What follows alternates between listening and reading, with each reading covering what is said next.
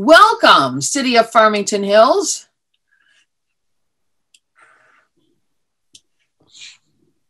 Let me pull up what I need to have. Welcome everybody to the regularly scheduled meeting of the City Council of Farmington Hills for December 14th, 2020. Sorry, I'm a few minutes late here.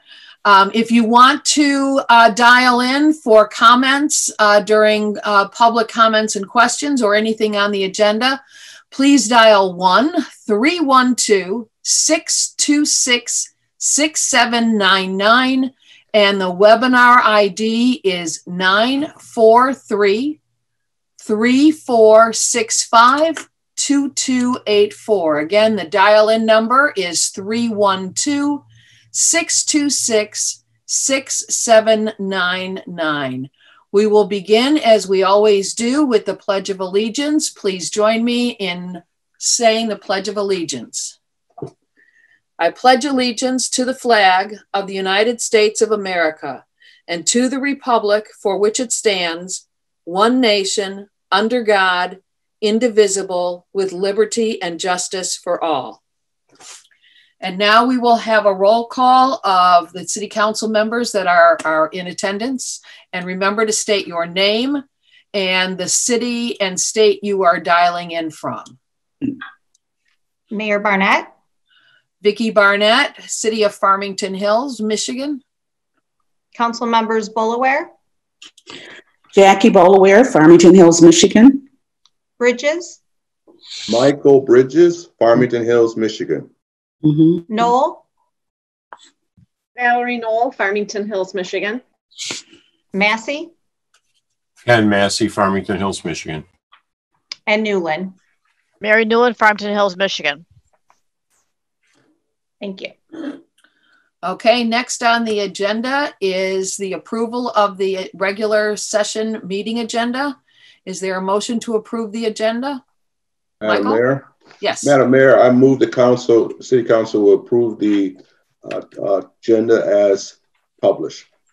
Okay, is there a second? This is Mary Newland, I'll second. Okay, it's been moved by Mr. Bridges, seconded by Ms. Newland. This is a roll call vote. Council members Newland. Yes. Boulware. Yes.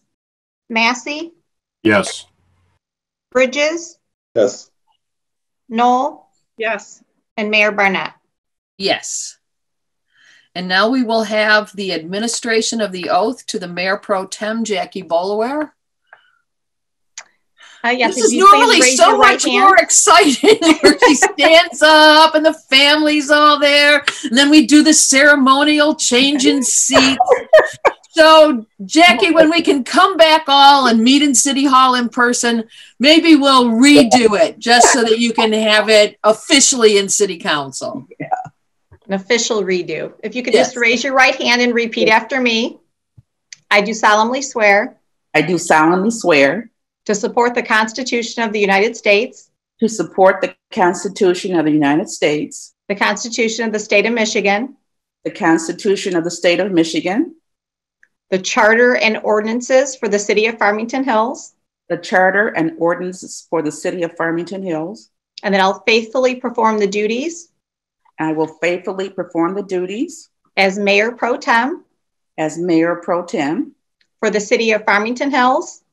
For the City of Farmington Hills. Oakland County. Oakland County. State of Michigan. State of Michigan. According to the best of my ability. According to the best of my abilities. Congratulations. Congratulations. Now, normally this would be when the outgoing Mayor Pro Tem, Valerie Knoll, would vacate her seat and you would move into that. And Val, I just want to say that you have been a great Mayor Pro Tem the last year. And even under very difficult circumstances, when you've had to run an online meeting, I really want to thank you for stepping up to the plate and filling in for me, I think 2 times in the past year, and for being a great councilwoman. It's just a pleasure to work with you. Thank you. My pleasure. Oh, it's been great. Next is a proclamation recognizing Maria Peralta for the 2020 Youth Soccer Volunteer of the Year. Val, would you like to read this one? Sure. Okay.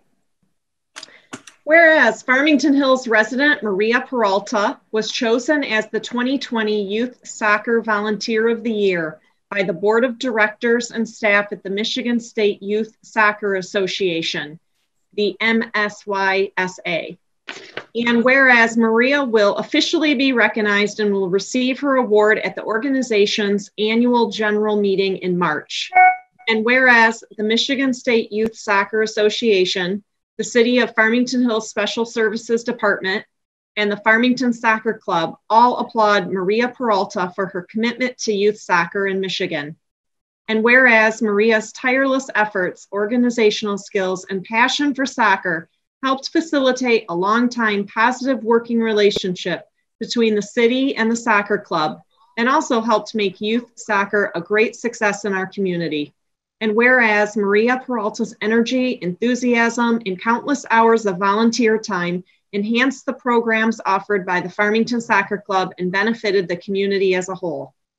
Now, therefore, be it resolved that Vicki Barnett, Mayor of the City of Farmington Hills, on behalf of the City Council, does hereby recognize Maria Peralta for her dedication to youth soccer and offers her sincere appreciation for her efforts on behalf of young people in our community.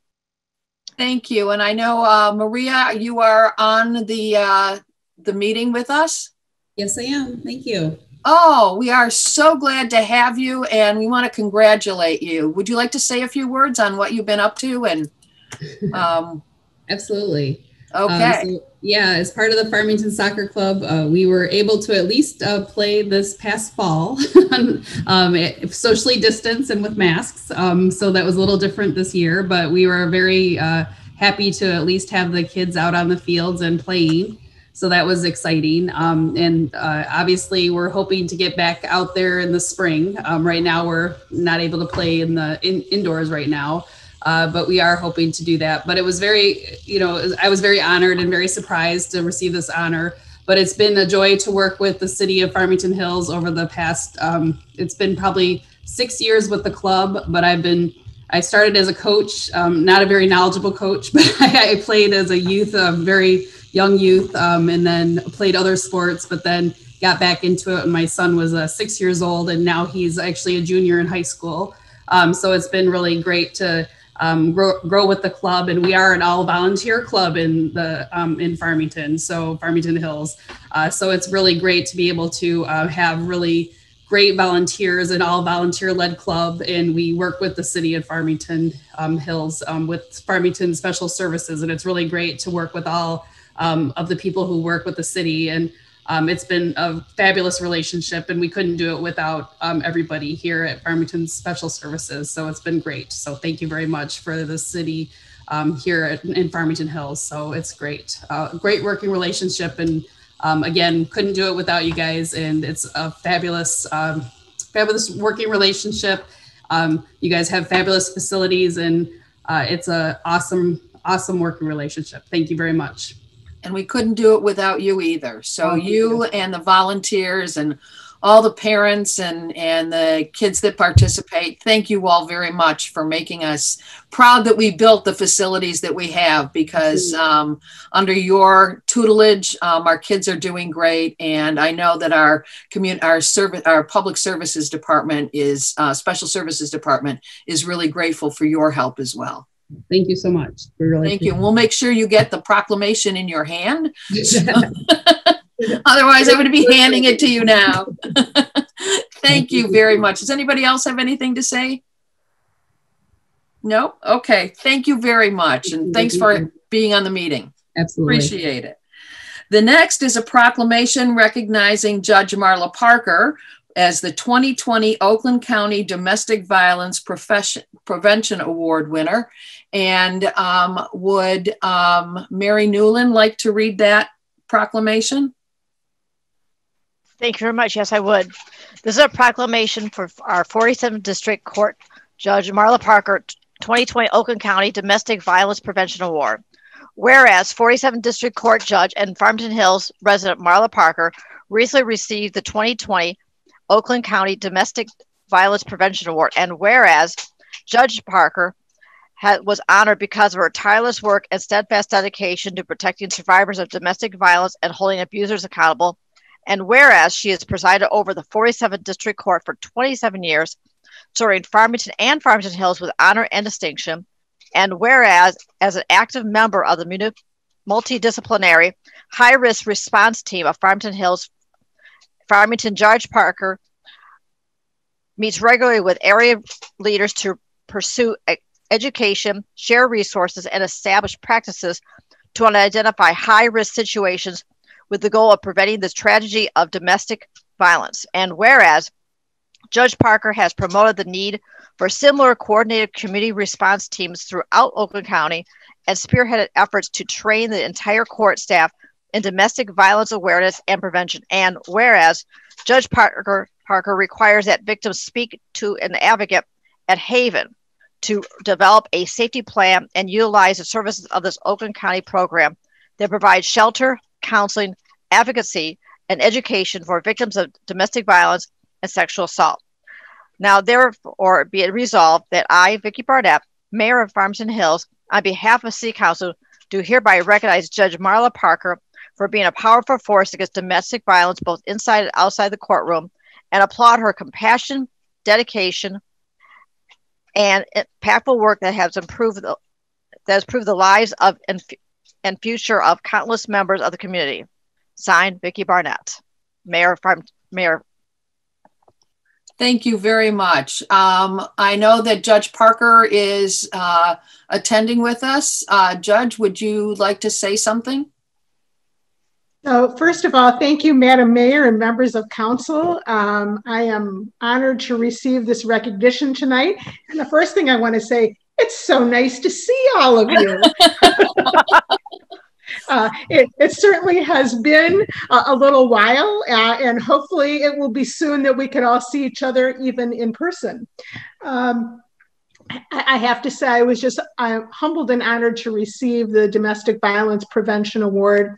I know that I feel so fortunate that we have such a wonderful community and such fabulous community partners to work with to prevent violence. And, you know, obviously great partners such as our wonderful police department, our great probation department, the Haven, pretrial services, other social service agencies, that we all work together really on this, on the high-risk response team, among other things, work in the courtroom, but the high-risk response team really works together to communicate so that we can all work to identify best practices, to continue our education, communicate with one another so we can identify any risks before they become tragedies.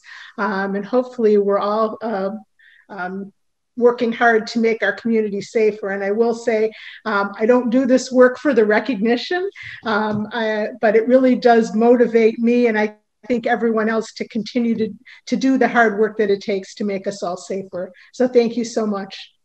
It is so well deserved. First of all, I was blown away by the number 27 years. It's really almost 28.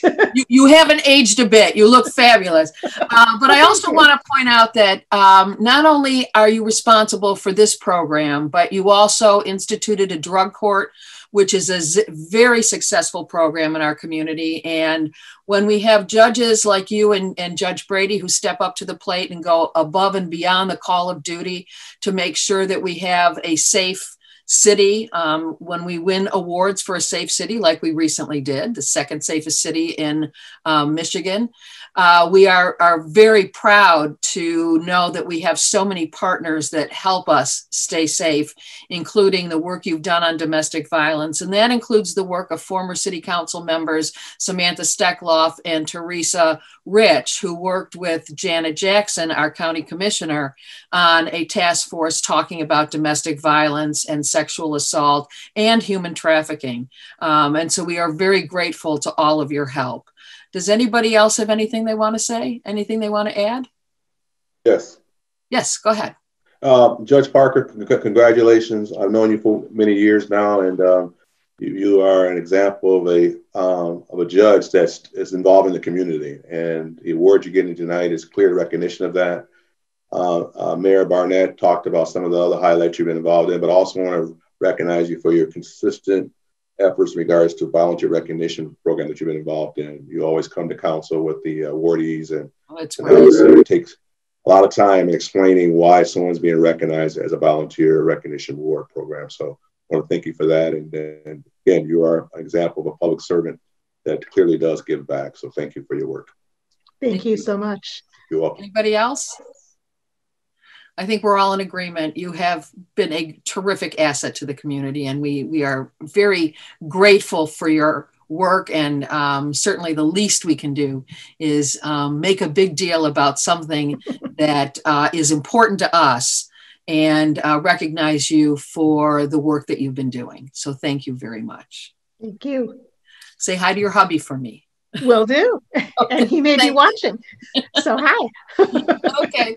Thank you all. The next proclamation on our agenda is for Barb Majerian, who has been with us for 25 years for exemplary service on the Board of Review. And Mr. Bridges, would you like to read this proclamation for Barbara? We can't hear you. Mike, are you on mute? Yes, Madam Mayor, I have it. I'm all set.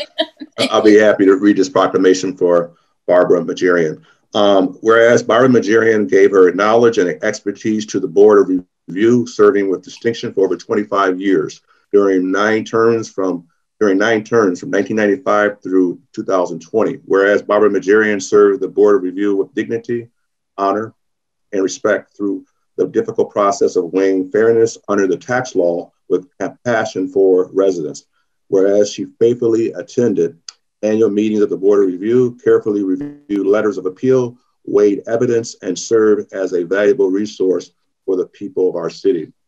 Whereas Barbara Majerian spent over 40 years as a full-time licensed real estate agent, helping residents in Farmington Hills and playing a role in the development of our high quality of life. And whereas Barbara Majerian moved to Farmington Hills in 1966 and has been a long-time resident and involved member of the community. Now, therefore, be it resolved that our Mayor, Vicki Barnett of the City of Farmington Hills, on behalf of City Council, do hereby recognize and thank Barbara Majerian for her commitment to the city, and offer my sincere gratitude for the loyal service of this highly dedicated and well-regarded individual. Signed, Vicki Barnett, Mayor of the City of Farmington Hills. Thank you very much, Mr. Bridges. And Ms. Majerian, I see that you are on in attendance. Would you like to say anything? I would like to say that I never expected to get recognition for what I did. It was a very interesting time. I worked with wonderful people, and there are lots of other people in this community that serve on boards and committees that make this city the wonderful place it is to live. And I'm very, very, very pleased to get this recognition, believe me. But this has just been overwhelming. Thank you all very, very much.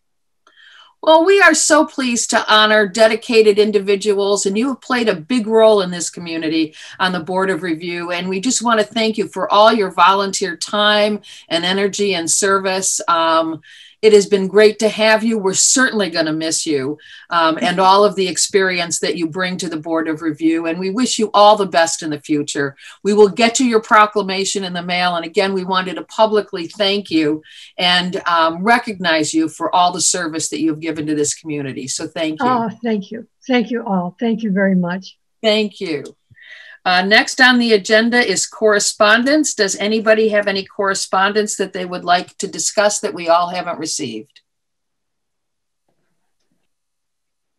Okay, there is none. Oh, Mayor? Yes.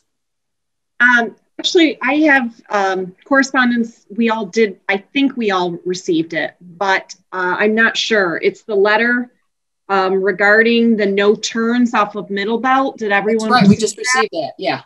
We did. Well, this is the second time, I believe, that we've received this letter concerning this issue.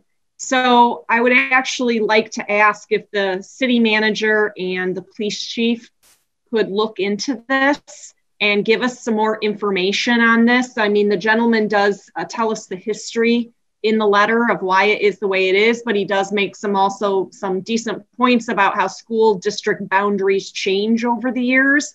And so maybe it's no longer applicable. So I would just ask that maybe the city manager and chief of police could give us more background on this issue. Okay, that's good. Yeah. Yeah. Oh, yes. Mayor, we're happy to do that. I believe that this is a long-standing issue. I think there was a Safety 3 effort that took place there many years ago. And a lot of it has to do with cut-through traffic from Middle Belt Road to Northwestern Highway. But we're happy to pull the file out and revisit that. And I see Kevin McCarthy and Karen are on the call as well. So we're happy to pull that out and take a look at it and report back to council, certainly. That would be wonderful. Okay. And then I had just one other quick thing. I assume we all received the thank you at Thanksgiving time from Mrs. Mary Buchanan. And I know she faithfully watches our meetings. She's one of the regulars, and I just want to send a thank you out to her. It's always very thoughtful of her to do that. Thank you. Okay, does anybody else want to comment during correspondence? Okay, this is Mary Newland. I know last time we talked about the wonderful letter that we received from the young lady down at near Middle Belt and Grand River regarding not being able to ride her bicycle. Right. I don't know if anything has been happened or they have investigated or studied it yet, but looking forward to getting something back on that also. Yeah, have we reached out to her and her parents regarding the Safety 3 program and how it works? Mayor, I'll look into that. I believe we have with the Thanksgiving holiday and the break vacation that our traffic engineer was on. I'll circle back with him. I'm almost certain that we have. In fact, I think we've reached out to the residents in that area a couple of times. And if my memory serves me correctly, I'm not sure that there was interest from the folks that live in that area in particular enough to get a Safety 3 program off the ground. But I'll circle back. I'll report back to council on that as well. Okay, thank you. Anything else? Okay, that brings us to the consent agenda. And all items under the consent agenda are considered routine by City Council and will be enacted by one motion. There will be no separate discussion of these items unless a council member or citizen so requests, in which event the items will be removed from the consent agenda for consideration. And Mayor Pro Tem Boulware, would you kindly read the consent agenda for us tonight? Consent agenda item number 12.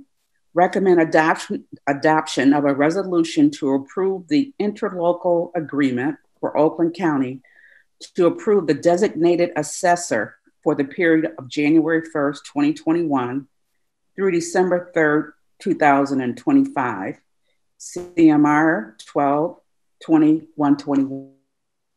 Item number 13, recommended approval of award of contract for the Richland Gardens subdivision water main replacement project to Paymar Enterprises in the amount of like $3,298,915.85. And that's CMR 12-2122.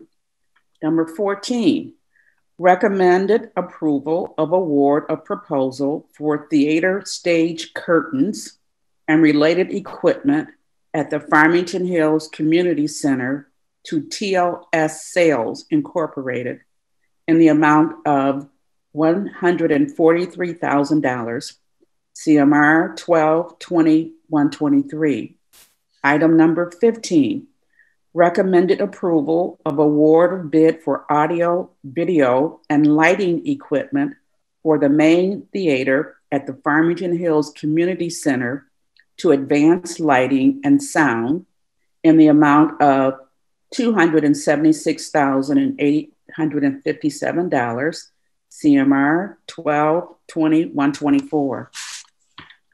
Number 16, recommended approval of award for bid a bid for city facilities parking lot stripping program to Hart Pavement Stripping Corporation in a not to exceed amount of $10,000 per year with possible extensions. CMR 1220-125. Item 17, recommended approval of award of bid for chloride sand for snow and ice control to Tri-City Aggregates in the amount of $40,000 with annual extensions. CMR 1220-126. Number 18, recommended approval of award of contracts for the Community Center renovation bid pack number 5, site signage to various contractors in the total amount of $41,732. And that's CMR 1220-127. Number 19, recommended approval of award of agreement for psychological exams and consultant services to PBUS Psychological Consultants in a total estimated amount of $3,000 for 2 years with possible renewal. CMR 1220-128. Item number 20, recommended approval of extension of bid for facilities interior lighting upgrades, gray bar for 2 years with possible extensions. CMR 1220-129. Recommended number 21, recommended approval of a salary increase for the city clerk. Item number 22, recommended approval of the city council session meeting of November 23rd, 2020. And the last, number 23, recommended approval of the city council regular session meeting minutes of November 23rd, 2020. Thank you very much. Is there a motion? Madam Mayor, this is Ken. I would move approval of the consent agenda as read by the Mayor Pro Tem. Okay, is there a second?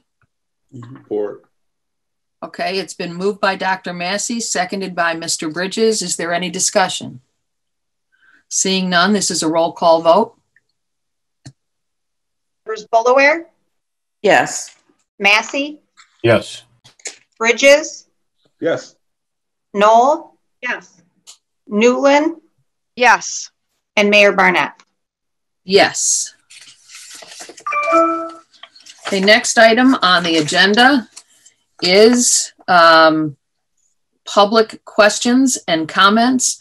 You will be limited to 5 minutes for any item of city business not on the agenda. And we have received a letter to be read into the record tonight from Mr. DeWard, and so I will read it. Its subject is to be read during the public comment agenda item, City Council meeting December 14th, 2020. And reads, as it relates to the Michigan Secretary of State decision to mail requests to apply for an absentee ballot to all registered voters in Michigan, could you please explain the following? Number 1, did the Secretary of State use a list of all registered voters that utilize the city records or state database, or are they one and the same? 2, were the requests sent to all registered voters in the city, or were those on the registered voter list classified as permanent excluded? And by permanent, he is referring to voters who previously met absentee voter requirements and elected to automatically be sent a request for an absentee ballot for each election. Number 3, did the requests mailed by the Secretary of State specify delivered to addressee only, do not forward, or similar language? If not, were the requests allowed to be forwarded by the United States Postal Service? 4, for those receiving the letter from the Secretary of State and requesting an absentee ballot, was return postage provided, and were the responses sent to the Secretary of State or the City of Farmington Hills? Next, how many letters were sent by the Secretary of State to registered voters in the city, and how many requests were returned? Next question, in total, including those identified as permanent, How many requests for absentee ballots were mailed to registered voters in the city, and how many were returned? Next question is, how many of the absentee ballots returned were rejected? By category, what were the reasons? Next, for letters sent by the Secretary of State and returned as undeliverable, what action was taken by the Secretary of State to inform the city? If the city received notification, what actions did the city take? Next question, are the city registered voter records updated to include those requesting an absentee ballot through the Secretary of State mailings as permanent? Next question, as a result of the Secretary of State mailings, how many names were removed from the city registered voter list? Next, is it possible that households with adults and children over 18 that appear on the voter rolls include individuals that no longer reside at that residence? Next question, for those registering to vote for the first time, are they given the option to elect to receive a request to receive an absentee ballot for each future election, or is this automatic? And finally, for those who did not request an absentee ballot for the past election, what action can they take to elect to automatically receive an application to receive an absentee ballot for each of the future elections? And this is from Tom DeWard of Farmington Hills. I can't answer for the Secretary of State, but I will turn it over to the city clerk, Pam Smith, so that she can respond to the questions that she can respond to, and give Mr. DeWard or anybody in the public an opportunity for who to reach to get the answers to these questions.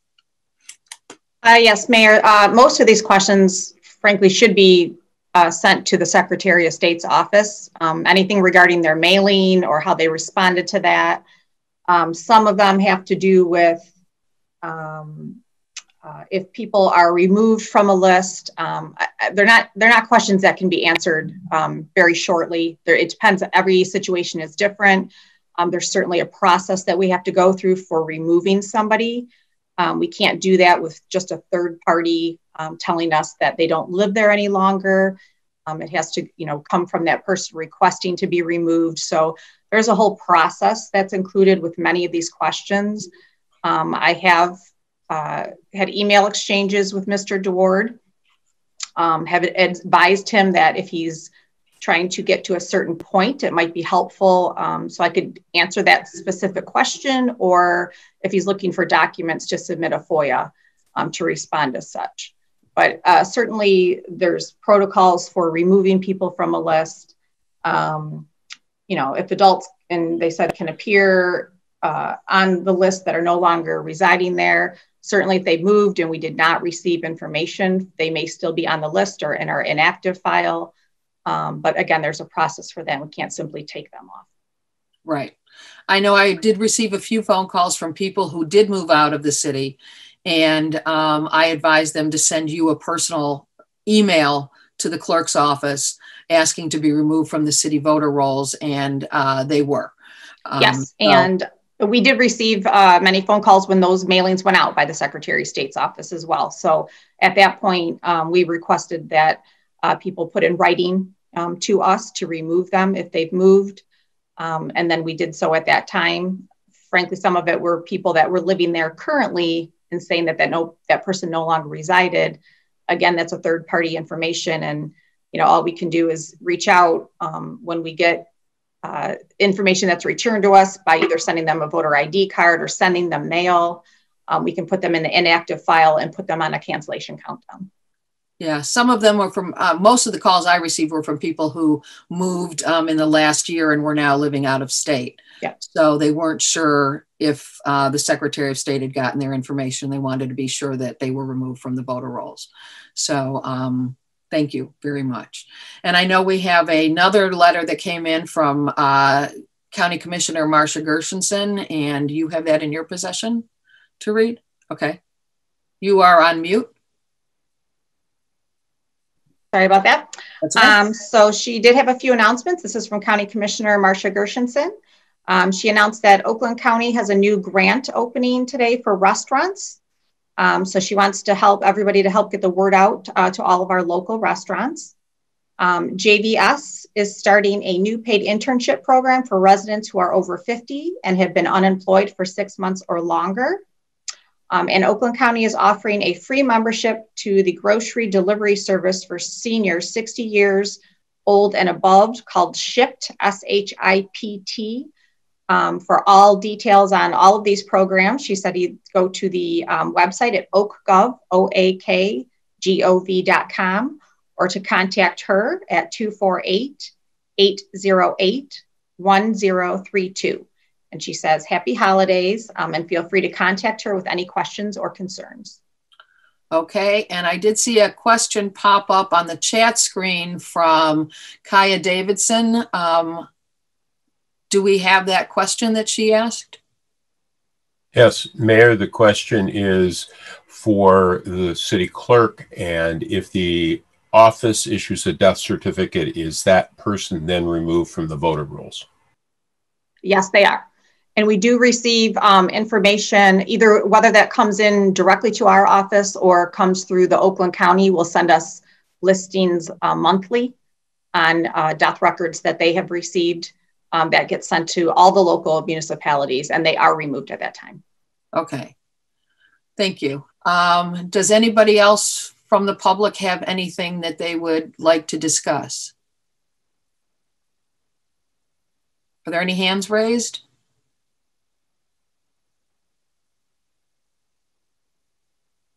No hands raised. Okay, then we will close the public questions and comments and move on to council member comments and announcements. Does anybody have anything that they would like to say? Okay, well, I will say something. We passed 300,000 COVID deaths in the country yesterday or this morning. And as many of you know, if you were watching the news last night, there was nonstop visuals of the Pfizer vaccine being transported out of the Portage factory. And we are very excited. Ken, I know you used to work for Pfizer. We're very excited that that vaccine is coming online and did receive emergency authorization through the FDA, Federal Drug Administration. I want to let all the residents know we are doing the best we can. This is a holiday season. It's very difficult to be alone during the holidays. And I know how difficult it is for everybody in Farmington Hills and around the country. But I want to thank you all for not causing a real surge in activity of COVID spread over the Thanksgiving holiday. Stay tight for a few more months. The vaccine is on its way, and we will soon be exiting this nightmare. And to all citizens, have a happy and wonderful holiday. And don't forget that you can use FaceTime, Zoom, Skype, and all kinds of ways. It's not the same, but to reach out to your family and celebrate and make sure that everybody's okay. And don't hesitate to reach out to your neighbors too by phone call to make sure that they're okay as well. So that's what I have to say. Anyone else? Ken. Madam Mayor. Yes. Dr. Massey. Either works. No worries. I just, we've talked previously about CDBG monies and the impact that CARES is having. And this, we want to get some money over to them from our previous monies, and then there's some new money coming in. I just want to let you know how much that, because I was able to sit in on a board meeting for the organization last week, and I'm going to tell you that the steady increase in the number of people who obviously are hurting with all of the closures. And we already had the closures in the first part of the year, and now we're back to it again. And we're adding probably 100 families or more every month. So just to give you, coming out of the summer, we were down to, in terms of July, we had 781. August, it went to 762, and September was 780. October 842, November 955, and it's going up. So every dime that we can, that people can donate to that feeds people for a longer period of time. And these are our neighbors. These are the folks that, these aren't, people coming in from lots of other places, although they do serve Southwest, Southfield, Northeast Livonia, and so forth. So there's some surrounding areas, but Farmington Hills make up the majority of these folks. And more than just the food, the stories that these people are experiencing because of the economic stress that they've never had to have before. They're not used to this. These are folks that have been gainfully employed, and now businesses are gone. In many cases, some of them are going to be gone permanently. So I just wanted to let council know that we've done the right thing in trying to push some of our CDBG money that way and support those folks. That's truly what that money is for. Yes, we have also received notice of another grant of CDBG money coming in. I believe, is that true, Mr. Metchkin? I don't know if it's an additional amount of funding, but we do have additional CDBG funding that we are working towards. It was actually on the agenda for this evening, but we're still shaking out some of the fine print on that. You'll see that at an upcoming council meeting, probably your first one in after the first of the year. Yeah, we're trying to get more money to the same organizations that we gave food assistance to, including the YMCA and CARES, to make sure that we can feed our residents. This has just been so difficult for everybody. And I know that Charlene is not on the panelist list tonight, but stay tuned, because we will be getting some more aid if we can to our organizations that feed our residents and make sure that everybody. So, could I add one other thing? Oh, sure. Val's got her hand up. No, you finish. Sorry. Oh, okay. Actually, Madam Mayor, you did bring up my previous employer and Pfizer and the FDA approved vaccine that is now starting to be distributed around the country. And there's a lot of misinformation out there. There's a huge amount of misinformation that this was rushed through, it's dangerous, it wasn't tested, and that somehow, because it was so rapid, you hear in the development of a drug takes anywhere from 4 to 7 to 10 years, and here we have a vaccine inside of a year. Well, I just want to make sure that people understand the reason it was so expeditious was because, first of all, the technology itself has been under research. It's been researched for better than 3 decades. So the technology isn't new. It is the first time we've used the mRNA technology, without getting into the rest of that, in a vaccine, but it is not the first time it's been tested. Secondly, the reason that it takes a long time to develop a drug is because all of the safety tests and the regulatory requirements that the FDA puts in front of any drug company, because these they are for-profit companies and they have to answer to shareholders, you don't want to put all your money into something and then have it fail. And science notoriously fails. So what they did is they started doing all of the tests and they do them in a serial fashion, which takes a very long time. And that's why you have 3, 4, 5, 6 years of development time. And you've run these tests before. That's specifically what you did. Yes. I set up clinical trials and right. I ran these tests and I interpreted them. And I've been through the FDA for 4 different compounds for approval process. What the federal government did in this is realizing that they'll do a test, you run a clinical trial, and then you stop and you interpret the data, and then you design the next one until you hit a failure point or you succeed. And what they did here is the federal government said, you know what, we're going to buy 100 million doses of this drug. Here's all of the cash you need. So they were able to run all of these tests in a parallel fashion, which speeds the process up. That's why it looks like it's a shorter development time. No corners actually were cut. And I know the people that did some of this. Then it was tested for safety purposes on 44,000 folks. And they do, and you look at your adverse event profile and things like that. But this is not something that's been shortcutted along the way. It's actually gone through the whole process. Now, that's not to say that people have their own questions and personal issues with vaccines and challenges and allergies, but as far as the drug itself, we should be pleased. And I really wish Pfizer was still in this state. You know, we lost Pfizer complete R&D back 2006, and that is, you know, it would have been great to have this all happening right here in the state of Michigan.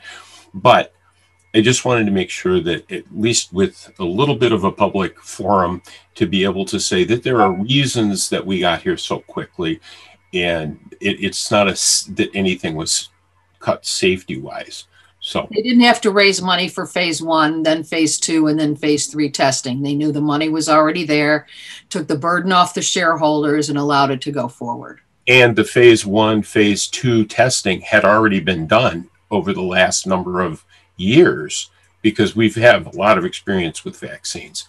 So what this, and you really can't do a phase 2 in a vaccine, because once they give you the shot, you're skipping from 1 to phase 3, because those people, you can't say, oh, well, we're taking it back. You make the antibodies or you don't. Right.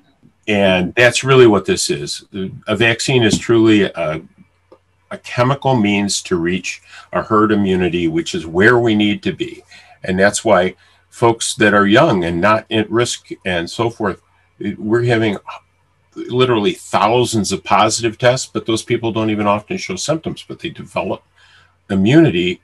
And that's what we're trying to get to. And that's how we protect each other with this process.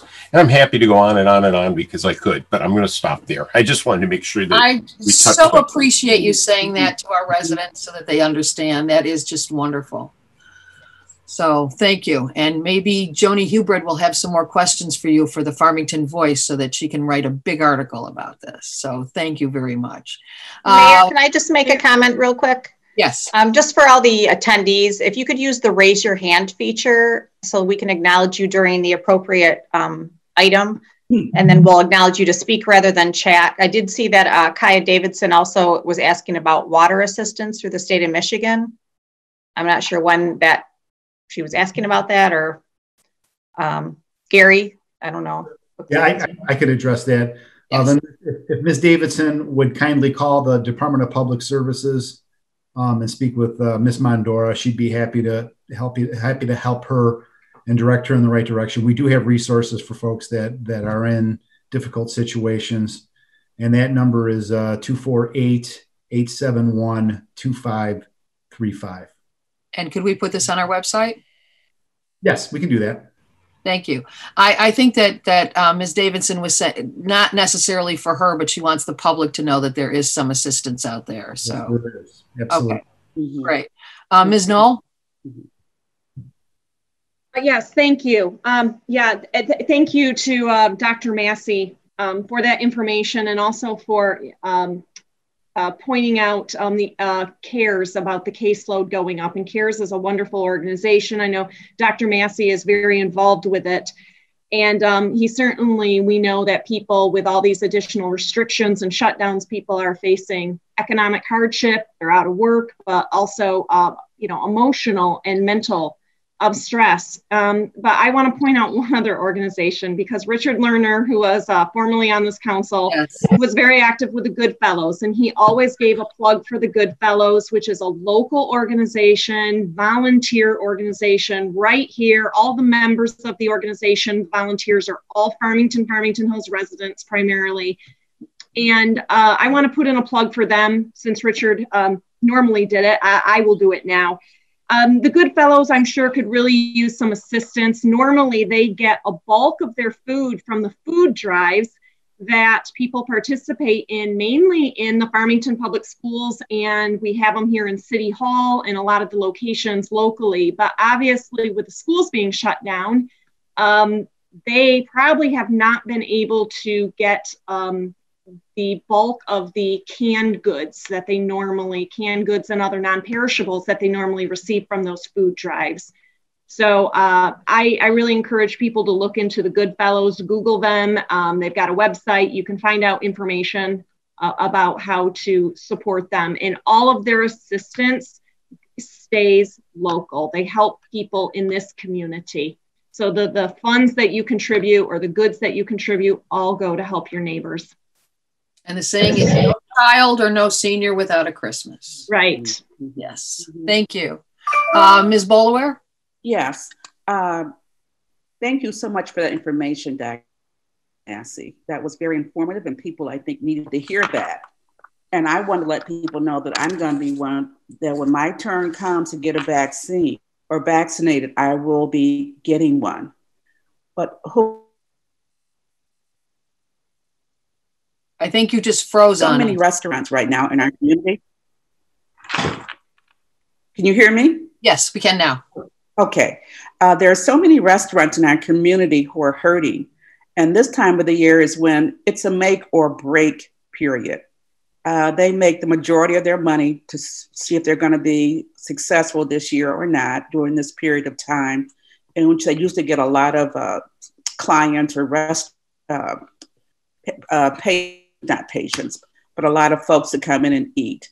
So I would say that during this period of time that we really support these restaurants by, if we can, by buying gift cards or carry out, because it's really crucial. And I'm hoping that the majority of our restaurants and small cafes or coffee shops make it during this period. And our dollars during this period to help those restaurateurs is most helpful. And for CARES, I'd like for Dr. Massey, if you have a contact number or information that you can give out so that people who want to donate, whether it's, I don't know whether they're accepting any canned goods at this time, but perhaps monetary donations, where we can send those donations to.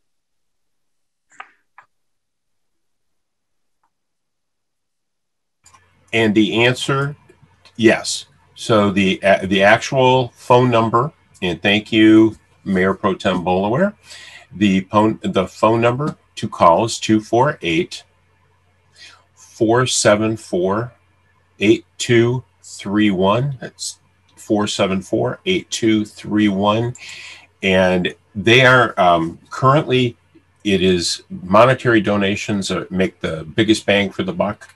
We can't, accepting canned goods and things like that, we can actually, CARES can purchase probably 4 times what you can do for retail by doing this. And back in September, CARES also opened up their first SNAP store, the Supplemental Nutrition Assistance Program, SNAP store, so you can use EBT cards there. So for things that are not available free through the pantry, they can actually go in, people can go in and use those bridge cards pretty much at cost. So they can buy a lot more than going to another store. It's a great question.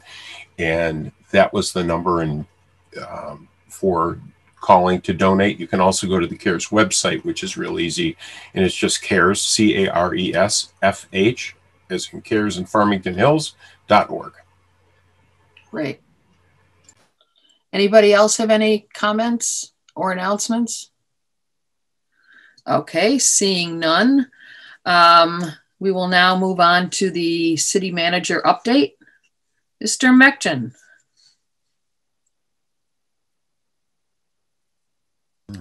There we go. Now I'm online. Well, it's good to see you all again. It's been a while. I hope you all had a good Thanksgiving, and I hope you enjoyed your time together, or maybe not, alone. So just real quickly, kind of dovetailing into the COVID-19 issues, I think everybody knows, or at least we'd like to remind those that are watching, that we did close City Hall last week due to COVID-19 and Michigan Department of Health orders.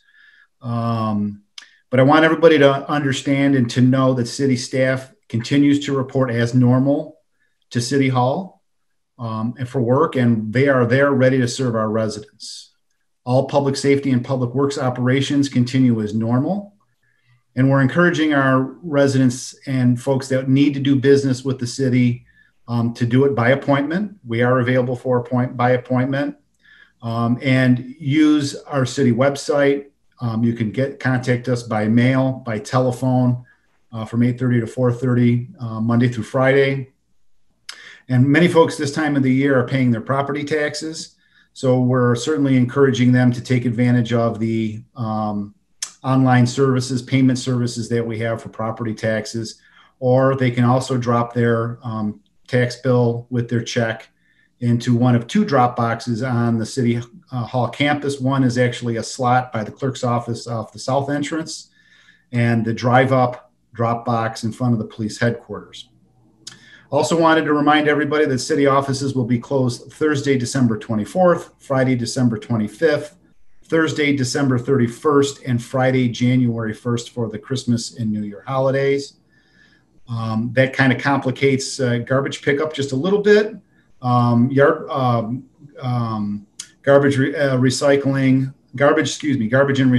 will not be scheduled for Friday, December 25th or Friday, January 1st due to the Christmas and New Year holiday.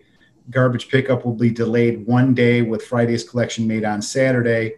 Regular pickups will occur that week, Monday through Thursday, so that there's not any confusion. And lastly, I'd like to wish everybody a very happy and safe holiday season. Thank you, Mayor. Thank you. Next, we move into unfinished business.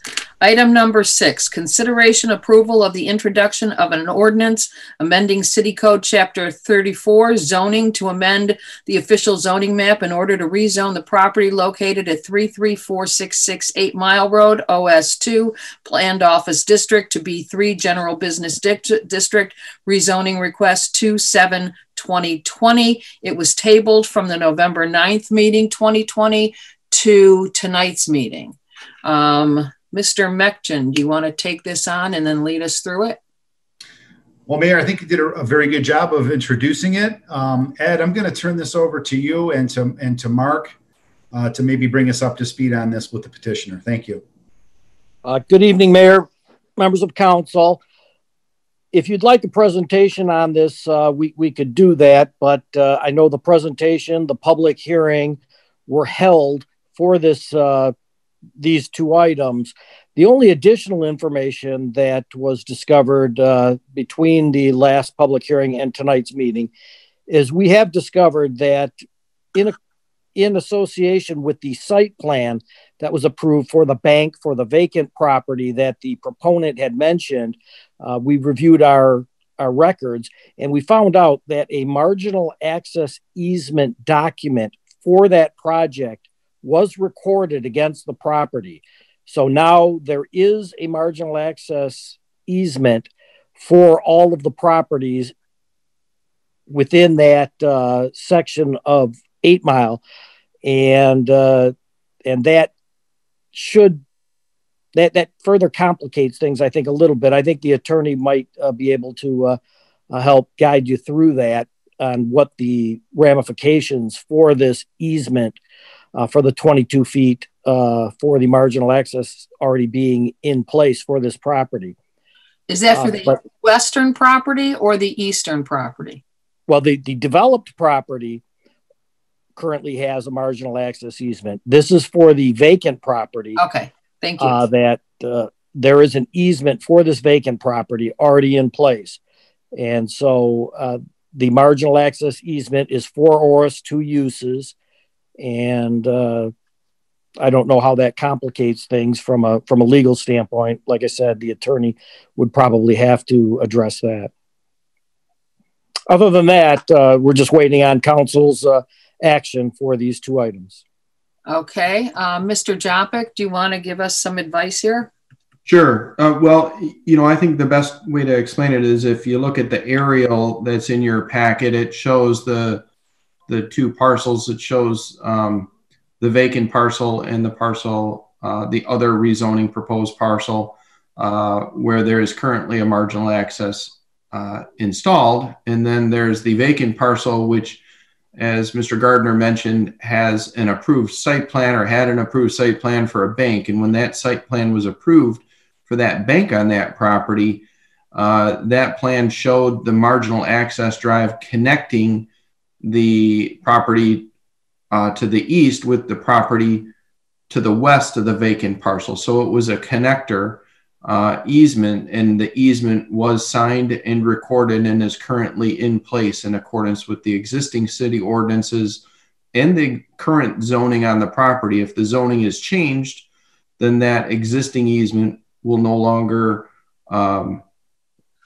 apply, presumably, because the marginal access would have to be either not provided or in a different location. And that's what I think Mr. Gardner is talking about, complicating things. Also, the easements refer to all of those easements benefit all of the other property owners along 8 Mile. I think there's 6 or 7, maybe 8 of them. Those office parcels to the west. Yes, it goes along to the west, exactly. So those are some additional facts. I think there were some questions from City Council last time around regarding that. And as Mr. Gardner mentions, it's been looked into and discovered that, yes, those easements do in fact exist. They were recorded and they do include these properties.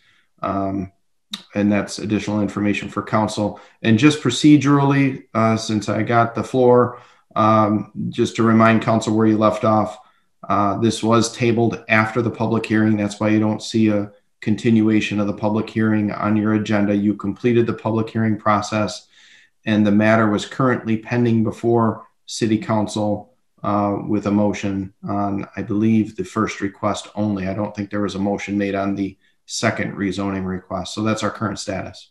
They were both tabled. Oh, okay. Thank you very much. They were both tabled. Yes. So, so the address 33466 and 33474 were both tabled to tonight.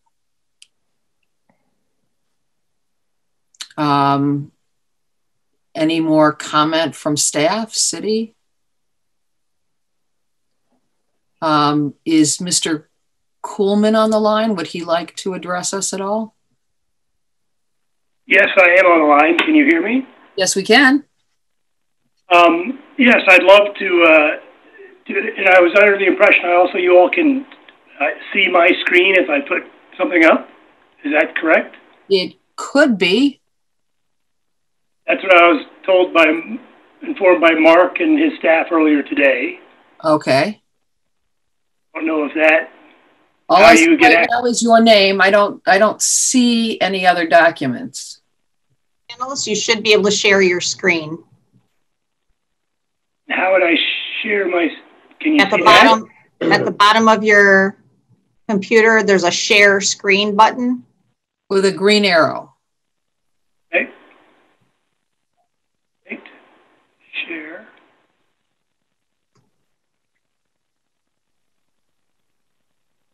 Okay. Can you see that? Yes, we can.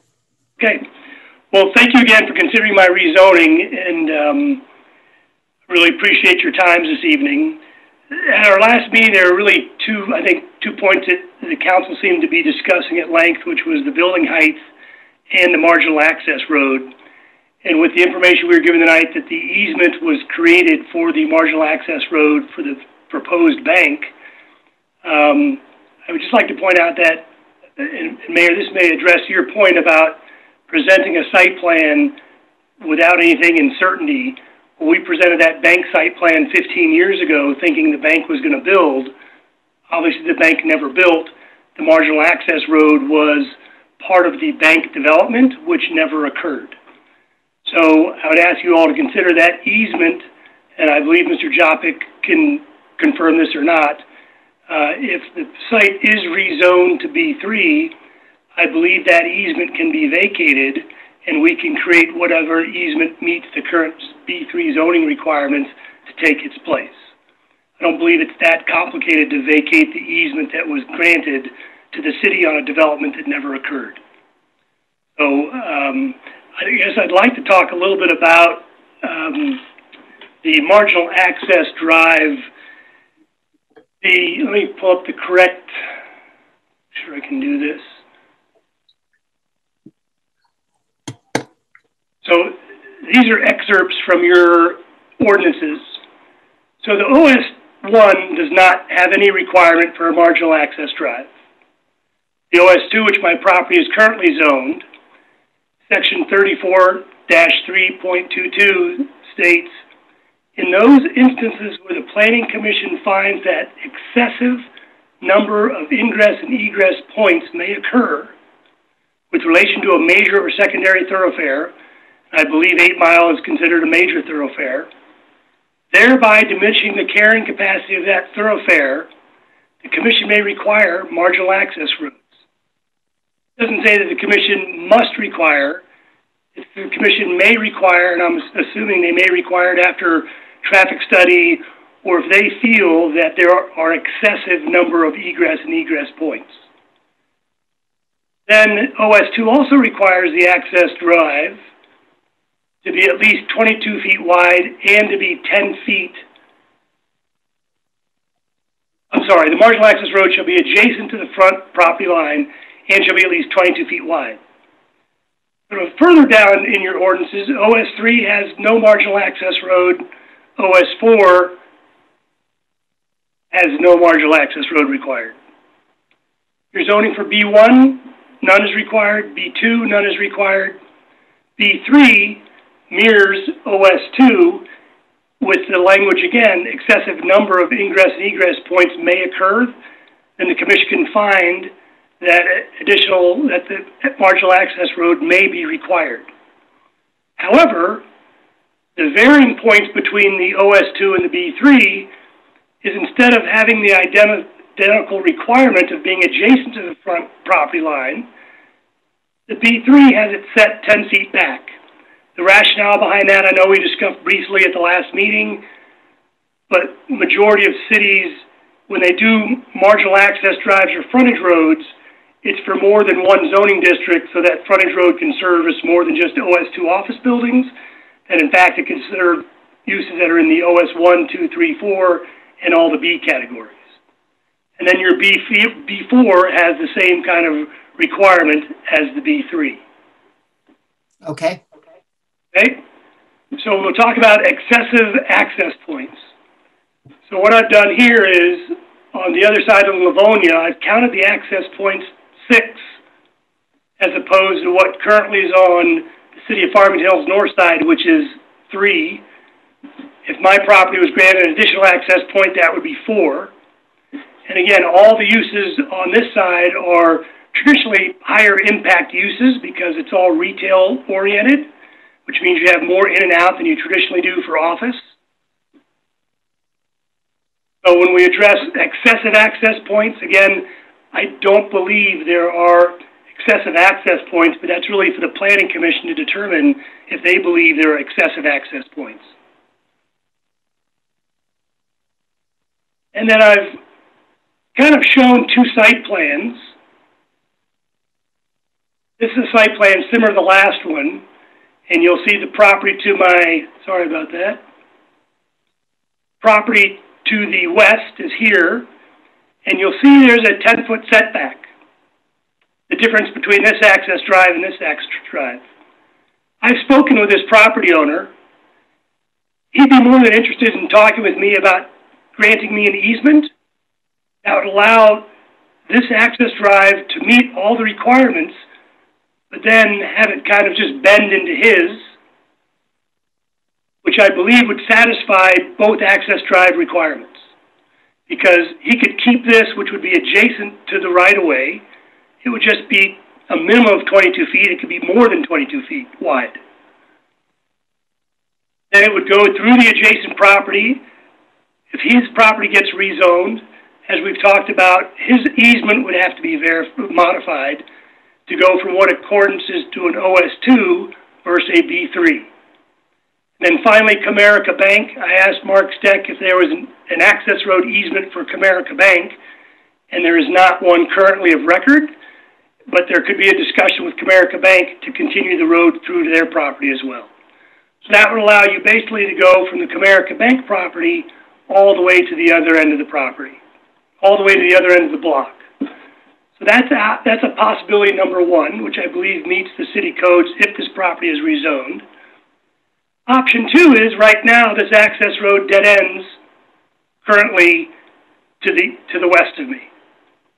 This property is rezoned, and the Planning Commission, in fact, does not find that there are excessive access drives on 8 Mile Road, and we'd be more than happy to provide a traffic study for them to determine that when we do a site plan. We would simply then have a frontage road or an access directly onto 8 Mile. This would dead end as it currently does, and we would then connect with our other OS2 property, OS3 property to our east, because he and I have discussed having that connection, and we would certainly try to work with Comerica Bank to do that as well. Okay, any questions, Council? Can I? Councilman Bridges? Oh, yes, yes. Yeah, I just want to finish.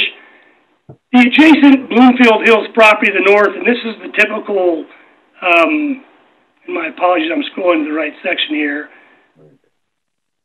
This section of Bloomfield Hills has a variety of zoning districts oriented, and they also have a frontage road, but you'll notice all the different zonings within that section of road. Again, this would be Orchard Lake Road and Maple, but they have a frontage road that connects not just one designated zoning, but it connects a number of different zone properties from office to retail, which is traditionally what you see, mixed-use development on a major thoroughfare, which allows these access roads to connect each other. That property, again, this is just north of your municipality. Okay. So that's the discussion I have as it relates to the access drive or the marginal access drive. And then I had some comments because I know building heights was another concern from some of the council members about the change in building height from 34 with OS3 to 50 for B3. And my comment there would be, your zoning ordinance currently has these building heights. 34 for OS 1, 2, and 3, 50 for 4, 30 for B1, 50 for B2, B3, B4, which would mean any of these properties located in the city of Farmington Hills, and I ask you not to be focused so much on R2 properties, but any of these properties could be 50 feet in height, and they also border residential properties. And this is along 13 Mile and Orchard Lake Road. And then the subject property, this property could be 50 feet in height. This property could be 50 feet in height. And your master plan calls it this OS1 and OS2 eventually are used for B3 or B2 uses. So these properties could be 50 feet in height down the line in the future. And then when you look at your master plan, anything in red, for the most part, could be 50 feet in height because that's what your zoning ordinance requires, or that's what your zoning ordinance permits. So in closing, I would just like to say, we started this process 2 or 3 months ago. We've posted all the required notices, and I do not believe the city's received any opposition to our rezoning. The Planning Commission overwhelmingly majority recommended approval of the rezoning of the property from OS2 to B3. I believe there was 1 no vote that did not support the rezone, and I think that was a concern of the marginal access drive issue. So I would ask you to kindly consider supporting this rezoning from OS2 to OS3 because I believe it benefits the city of Farmington Hills. Okay, who had a question? Was that Mr. Bridges? Yes. Yes. I just wanted to bring it up. The proponent has raised some suggestions on regarding his what our considerations is, but I think, so the marginal access, was that something the city recommended it was necessary for this project to go forward, yes or no? When you say for this project to go forward, the Planning Commission has not yet, they've recommended that the property gets rezoned. They have not, and I believe I still have to go through the site planning process. When I go through that site planning process would be when they would require the marginal access drive. So your proposal, and you mentioned earlier about, as I understand, there was some discovery that some easements already there, and that the need for the marginal access is not as necessary because of your what you're proposing now. Is that what you're saying? What I'm saying is the marginal access drive that currently the easement was granted 15 years ago was when we rezoned the property from residential to OS2. At the time of that rezoning, we proposed a bank with a drive-through. At that time of that proposal, that site plan, we agreed to have a marginal access drive because it didn't really affect our site planning, and it matched up with the marginal access drive to our west. If the property is rezoned to commercial, we would have to then come back to the city for a site plan, at which time I believe the planning commission could say, Mr. Kuhlman, this site plan, we would like to see a marginal access drive. And if I give them the marginal access drive according to the B3 zoning ordinance, it would be configured slightly different. But we would still give them, but we'd be more than happy to provide a traffic study to provide some evidence behind that marginal access drive if it's required or not. Yeah, I'm a little bit confused because it seems as though that the city had a stipulation that was issue that had to be addressed, and what you're proposing may not be in line with what the original suggestion or recommendation the city had. How are you addressing the issue regarding the 3-story building, which is a little bit out of character for that area there?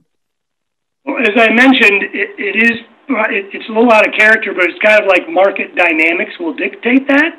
And maybe in the future at some time, maybe a 3-story building would be needed on this property, or the market would demand it.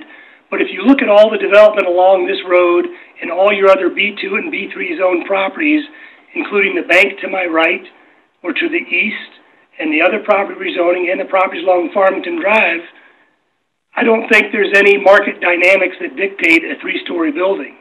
I had a conversation with Mr. Jopik earlier this week that I would be more than happy to place a covenant on my property personally before we presented tonight that limited my property to 34 feet in height. He said he did not believe that was the legal. Mr. Jopik, you could probably explain the response that you gave me, but I don't see I don't see the market dynamics requiring a 50-story building on this property. Neither do I see that happening along any of the other B2 and B3 zone properties. And as I mentioned to you earlier, it's the right picture. Sorry about that. This property could also be 50 feet in height. I don't see the difference between this property and this property as it relates to land use designation, nor this property. This property is master planned for general commercial or B3. This could then be 50 feet in height. So could this one. So could all of these be 53, but none of them are. But in the future, maybe they will be, but I can't determine the future. I would be more than happy to limit my property to 34 feet in height, and I believe my other applicant would as well. Thank you, sir. Mayor? Yes. Yeah, so again, what we're looking at here is rezoning. We're not looking at a site plan. We're just simply addressing rezoning. And as I mentioned, I think it was 2 weeks ago, or when this issue was before us, 2 weeks ago or 4 weeks ago, whenever that was, I'm sorry, I forgot the date. I mentioned then that we need to have flexible, our master plan is a guide. It is simply a guide, and it needs to be flexible to meet the market conditions. And we know that with the pandemic, market conditions are changing. And so we've even talked about the need with our goal setting session that we need to take a look at our master plan, because it may have to change to meet the way people shop now and the way people work now. And I truly believe that we need to be flexible in our zoning. I actually like the idea of what West Bloomfield did, where he showed how the access road worked with whatever the zoning. And that actually makes a lot more sense than having different setbacks for marginal access roads depending on the zoning, because he's very right that within one street, you're not going to have all the same type of zoning. You're going to have different types of zoning. And ideally, you want a marginal access road that doesn't shift around. It's not ideal, but in this case, I think it can work, because unfortunately, our B3 zoning requires that the marginal access road be set back 10 feet, whereas the OS2 zoning does not require that it be set back. And if we recall, last time we discussed this, that seemed to be the biggest hangup, is this marginal access road. But the petitioner has demonstrated that he can make it work by putting a jog in the marginal access road, which would meet our B3 10-foot setback for the marginal access road. But again, ideally, I really think we should take a look at our ordinance, because I'm not sure we want to have different setbacks for marginal access roads for different zoning, because I think we do need to be flexible, and we need to be able to change from one zoning to another and have zoning next to each other that all is cohesive. But that's for in the future. So I supported this last time around. There's B3 already surrounding this area, which our petitioner just demonstrated on the map again. 8 Mile is higher intensity. It's one of the most busy main roads we have in the city of Farmington Hills. And so I think this is higher intensity of commercial works here. I don't think it would be an impact on 8 Mile Road. As he showed, there's less access points on the north side than the south side. If you know 8 Mile, the majority of the traffic there is turning into the Livonia side. It's not turning into those few office buildings on the north side. And so I do support this. I think that the marginal access road, as demonstrated, can be easily addressed if indeed the Planning Commission requires it. Because again, it's up to the Planning Commission to require it, not actually the City Council. Is that a motion? Well, yeah, I can turn it into a motion. Mm-hmm. I mean, I'm not opposed to having a motion on the table to discuss. Yeah, I can turn it into a motion. That would be, it's number 6, right? I just want to make sure that I use the right address, because there's 2 properties here. Should I? Mr. Coolman, which one is the vacant property at this point? What address is that? 474. It's going to be 33474. It's the vacant property. It's further west. Okay. I mean, I'm assuming we need to do them one at a time for proper procedure. Yeah, I would think you'd want to make a motion for the other property first. Okay, that's the way it's listed in the agenda. So yeah, I can go ahead and make that motion, and I'll just read it here so everything's official. Mr. Joppa, can we just skip ahead to 7? Is that okay? Can we treat these like a unit? I think last time around I recommended that you treat them separately because one is improved and one is not. It's not like we have 2 vacant lots. That was my thought there. You have rezoned properties previously with multiple properties at one time as part of one motion. So I think there's a little bit of discretion here as long as we're clear on what council's doing.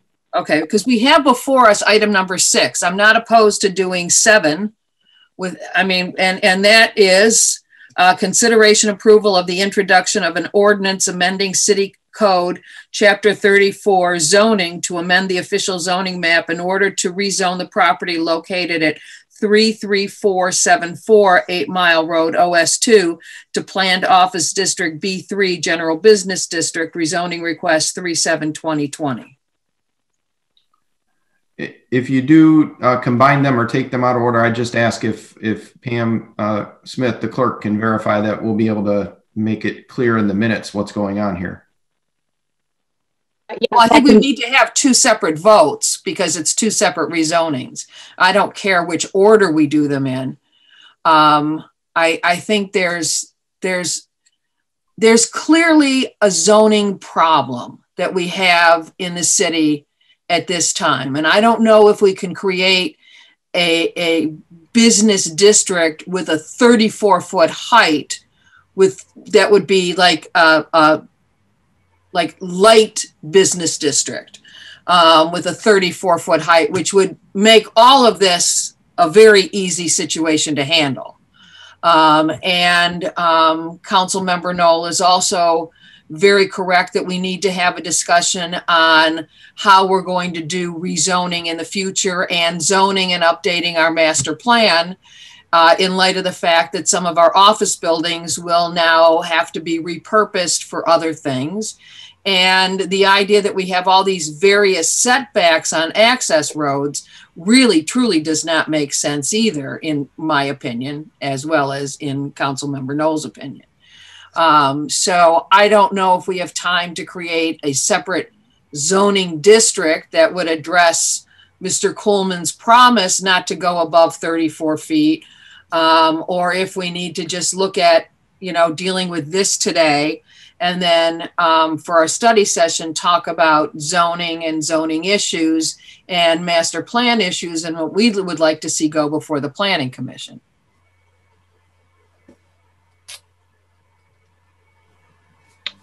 So Mayor, can I have one clarification also before we move forward on either motion? And I can certainly, if we do skip ahead, I can make that clear that, we heard we were making a motion on one item first, if there ends up being two separate. But they both were tabled. And in the past, we have made a motion to remove them from the table before we were taking any further action. Okay, so we need a motion. If we're going to take action tonight, we need a motion to remove. So we need two motions to remove from the table. Well, there was one motion to put them both on the table to begin with. Okay, then we need a motion to take them both off the table. Yes. So this is Ken, and I would move that we remove these from the table for discussion. Okay, is there a second? Second. Okay, so it's moved by Dr. Massey, seconded by Councilmember Knoll to remove item number 6 and item number 7, the introduction of rezonings for 33466 and 33474 8 Mile Road from the table for discussion tonight and possible action. That's a roll call vote. Council members Massey? Yes. Bridges? Yes. Knoll? Yes. Newland? Yes. Bolaware? Yes. And Mayor Barnett? Yes. Okay, now back to Councilmember Knoll. Would you like to make a motion? Yes, I will make a motion. And you know what, just to keep this simpler, I'm going to make a motion. We're going to separate motions and we're just in the order of what it's on the agenda. Okay. And so then I will make a motion for the approval of the introduction of an ordinance amending City Code Chapter 34 zoning to amend the official zoning map in order to rezone the property located at 33466 8 Mile Road, OS2, Planned Office District to B3, General Business District, rezoning request 2/7/2020. Okay, is there a second? Support. Okay, it's been moved by Councilmember Knoll, seconded by Dr. Massey. Is there any further discussion? Okay, then this is a roll call vote. Council members. And remember, we need to have a reason for voting yes and voting no. So I'm assuming that the motion also includes because it is consistent with future development or one of those reasons. So, Madam Mayor, may I ask a question first? Yes. Yeah, I know you already asked if there was discussion, but the proponent talked about two different approaches to dealing with that access road. And I guess my question is to the city attorney, do we have to specify within our motion here what we want to do with that access road? Or is that something that, depending on what happens with the vote, would go back to the planning commission, let them deal with it? It'd be the latter. It's something that would have to be handled through the planning commission. It's not something that can be accomplished through a rezoning. Thank you for the clarification. Yes, if this is rezoned, it will become subject to the sections that Mr. Kuhlman was putting up on the board here from the ordinances, which is a planning commission determination.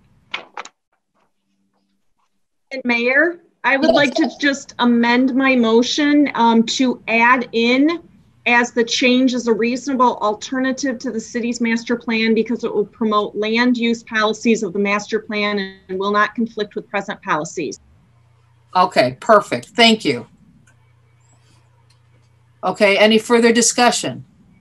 Will it come back to council if the planning action on this issue will still come back to council for another consideration, or that when it goes to the planning commission on the item that Kim talked about, or I think Valerie talked about, would planning commission's action satisfy any action the council will need further in this project? Mr. Jopik, Mr. Gardner? I can answer this, and Ed can chime in if he feels it necessary. I believe that, well, it of course depends on what they propose, but assuming they propose a standard site plan, the site plan would not come back to city council for approval. But at what point will they have to come back to council? It may not have to come back to council at all. At all, okay. Thank you, sir. Appreciate that. Well, it'll come back to council for the enactment if it is introduced. Okay. And the site plan activity, depending on how it works out, there may be a requirement for a zoning board of appeals action for that marginal access road, depending on how the planning commission deals with the marginal access. Remember, you're required at the property line for the OS2, and you're required at 10 feet if it's zone B3, and at the property line, you can't match those two. They're going to be 10 feet off. And so you've got to deal with one of them's going to, in order to jog them, one of them's going to have to move. And so you may have to get a variance, and then the other marginal access easements will all have to be updated and changed if this goes through, if that's possible. Okay. Well, you're saying this project, based on the ZBA actions, whatever they do and not do, or what planning commission does, this project may not still go through if we prove it tonight, you're telling me, right? I don't know what would happen if the ZBA turns down any variance. Okay. Thank you for your comments. Appreciate it. Yeah, just to clarify, but it would not, if it went to the ZBA, it's not as though it will come back to city council after the ZBA. So yeah, it'll be back at your next meeting, most likely, if you proceed with this. But otherwise, most likely won't come back to city council. Also wanted to mention that I don't think the seconder of the motion agreed.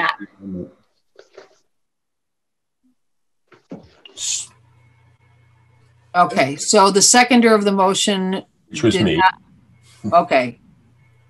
Do you accept the amendment? I agree with the amendment. Okay, well, technically, by Robert's rules, we all have to vote on the amendment. So since the amendment is on the table, let's vote up or down on the amendment, which was the reason, correct? Correct. Okay. So is there... Can we have Valerie just repeat the amendment one more time?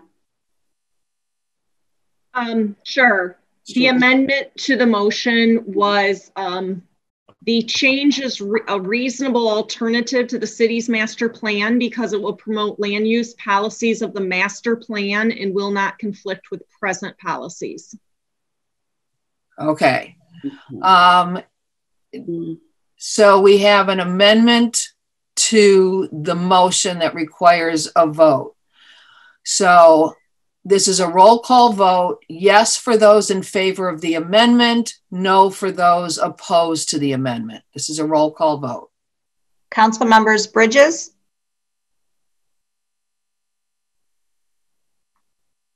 this is not on the main motion. This is just the reason, which is the amendment. Well, the reason sounds like it's an interpretation by the council member, no, in regards to that. I'm not clear that's a justifiable reason legally, and everything else, just an interpretation, subjective opinion that she has about the amendment. I mean, actually, it's one of the reasons that is listed under approving zoning, rezoning, or not approving rezoning. Okay, I will support it then. Thank you. Okay. Council member Knoll? Yes. Newland? Yes. Bolaware? Yes. Massey? Yes. And Mayor Barnett? Yes. Okay, so now the motion contains the amendment. So the full motion now contains the amendment. Is there further discussion on the rezoning of 33466? Seeing none, this is a roll call vote. Council members Knoll? Yes. Newland? Yes. Bolaware? Yes. Massey? Yes. Bridges? Yes. And Mayor Barnett? I'm going to vote yes too. So yes, Mr. Coleman, you have the rezoning of 33466. We have a lot to do, and you should not be held hostage by the fact that we know now that we have to update our zoning and master plan. Thank you so much, Mayor, and thank you, Council. Okay, next is item number 7, consideration of approval of the introduction. Council member Knoll, you want to take it from here and do it again? Sure.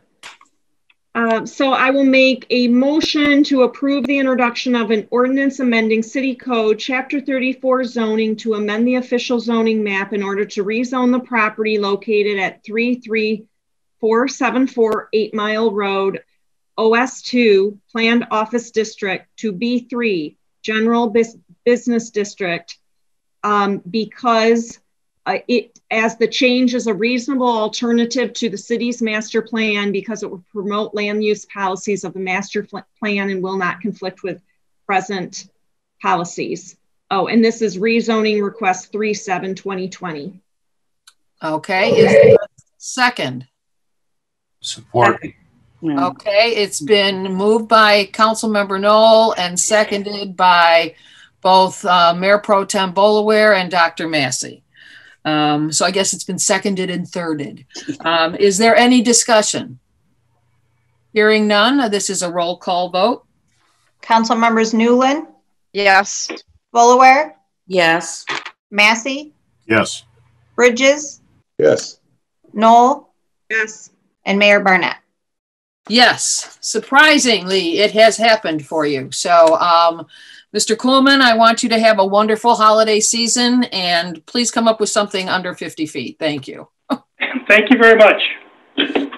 Okay. Next is new business, consideration of approval of city council vacancy process. Mr. Mekjan, you want to start out with this one? Yes, ma'am. Thank you. And good evening again, Mayor and Council. If you recall at your November 23rd study session, Council discussed the process of publicizing and selecting an individual to fill the current city council vacancy. And we also discussed the calendar that I have on my memo to you. There are a couple of things that we can discuss here this evening. And two of them are very crucial. Well, actually one is, and that's to get council's approval on the advertisement or press release is probably a better term, that we would like to put into the paper and all media channels to attract viable candidates for folks. Now, keep in mind, and the city attorney, Mr. Joppa, can weigh in on this. The only requirement for any individual to apply for the position is to be a registered voter or duly an elector of the city. So they have to be a registered voter within the city of Farmington Hills. That led us to a couple of questions, and this was kind of a triple threat effort between myself, Clerk Pam Smith, and Steve Joppa, city attorney, to kind of put these things together and start thinking of some things to ask council tonight. And one of them has to do with some research that I've done with other communities. One of them happens to be Farmington Hills. The other happens to be the city of Ferndale. I mean Farmington. A city of Farmington, I'm sorry. Right. Thank you. As it relates to a questionnaire as part of the application process. And so if council's desire is to have a questionnaire, and I've crafted some questions that's in your council packet. I'm hoping that you all had a chance to look at those questions. I don't want those to be my questions. I want those to be council's questions to see if if you agree or don't agree, or you want to modify those questions. I think that's probably the second thing, other than the language in the press release, that we would like council to give us authorization to proceed with. And then the tertiary item, if council would like to use as part of a vetting process, I've provided you with the council vacancy rubric for a scoring. And again, that's at council's discretion. The questions mimic identically what's in the questionnaire. And really, it's just an effort to try to help council perhaps query down the field in case you do have over a dozen applicants or 15 applicants. And that was an effort to help council manage that a little bit. Mayor? So, yes, Mr. Bridges? Thank you. In our previous appointment experiences, did we use did we have a matrix manager Mexham? No, I don't believe you did. And did we have also a limit on how many people can apply? No. Okay. And did we have questions prepared by the city manager? No. And okay. Again, in my belief, I think we should have, I've been through this process in 2008 where I was a candidate for the appointment process, and it was, and I read the notes regarding previous vacancies situation that we had in our city. I think we should keep it open-ended. I don't believe that we should have prescribed questions, nor do I believe that we should have a limit on applicants. And thirdly, that so those are my points. I don't agree with those. I think we should have an open-ended process, advertise in the city's publications that this is available, and have individuals in our community apply. I'm looking at in 2008, there were about 9 applicants for that appointment. I was one of those, and there was 6 in the other one as well. So let's see what happens with guardian candidates. I don't want to limit people in regards to because of an application or because of some matrix or because of a ceiling on anything. I think we should open in the process, my viewpoint. Thank you. Okay, I don't think this was designed to not have an open-ended process or to cut off applicants. I think this was more designed to give applicants an opportunity to respond to a questionnaire to give us some idea of where we were going. And I don't think Mr. Mechton introduced these questions as an endpoint, but more as a suggestion for the types of questions that if the city council wanted to go with a questionnaire process, what kind of questions we might want to ask to have a written response to. There's no requirement that we have to go for a written response or a rubric or anything else. We can certainly ask the applicants during their the interview process any of these questions or other questions that we may have. But you know, it's up to council to decide whether or not they want to have questions or some kind of scoring system like we do when we have a bidding process. So, and so I this was something that I kind of suggested, so I don't want anybody thinking that, and this is what other communities are doing. So I didn't want anybody to think that Mr. Mekjan was weighing in without some suggestion from the mayor here. That would be unfair to assume that he was jumping ahead. So any other council member have any questions about what we want to see? Hey, it's Ken. Yes, Dr. Massey. Yeah, thank you.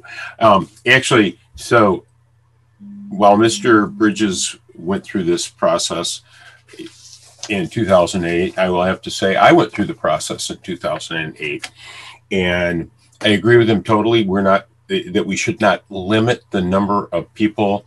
In fact, one of the exciting things that went on in 2008 was the number of folks that came out, expressed interest in participating in their community that we had never heard of before. You know, we had not met some of those folks, and you don't know the talent that's within our community until they actually came out and said, hey, I'm interested in doing this. So I don't want to limit anybody from applying. When I saw the rubric that was just a draft and suggested, I actually thought that was a really good thing, in the sense that while you're not tied to it, I wouldn't want to be tied to something. I think that asking questions and, you know, perhaps getting us as council who will be responsible for asking folks questions, and we want to be somewhat consistent, it gets us thinking about it. And I think this is a starting point for us then to focus on. And as far as questions for potential applicants, just like we do when we've all run for office and we receive questions from the press or whichever organization it is, you know, they pose a few questions so that people can get a consistent feel for what the big topics are.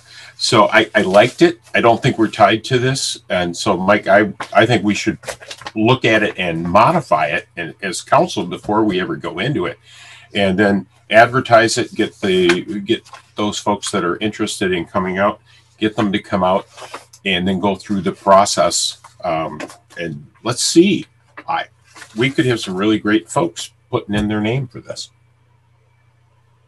Okay, any other discussion? I agree with Dr. Massey. All of us who run for office, we have to get signatures, and we have to go out and make sure that we have enough signatures to qualify for the ballot. And then the press comes out, and the League of Women Voters, and in an interest of allowing the citizens to know where we stand on issues, we do fill out questionnaires, and I think that that's a very fair way to go. I'm not sure that I necessarily like question 2. We have enough questions here that get to the point, but I do like the idea of some kind of questions that are fairly open-ended that people can respond to, that gives us a consistent baseline with which to get to know the candidates, and they can all be available to be published and on the website, so that the citizens at large could know what we're looking at as well, to make sure that we have a very, very open process that allows people who want to apply to know what we're looking for, and to and I would certainly not cut off the number of people applying, nor would I limit the number of people that we interview. If we happen to have 20 people, then we have to interview 20 people. And I would be delighted to see 20 people show up that want to sit on this council. So I'm not opposed to that. And then for our own notes, the rubric is certainly a nice kind of note-keeping thing for us to follow, because quite frankly, I'm not that organized. And I think that that's a great, I really do think it's a great way to go.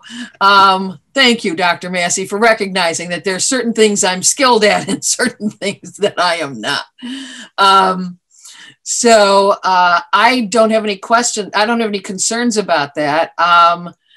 Does anybody else want to weigh in on the questionnaire or whatever? I mean, I think we're all clear that we don't want to limit who applies.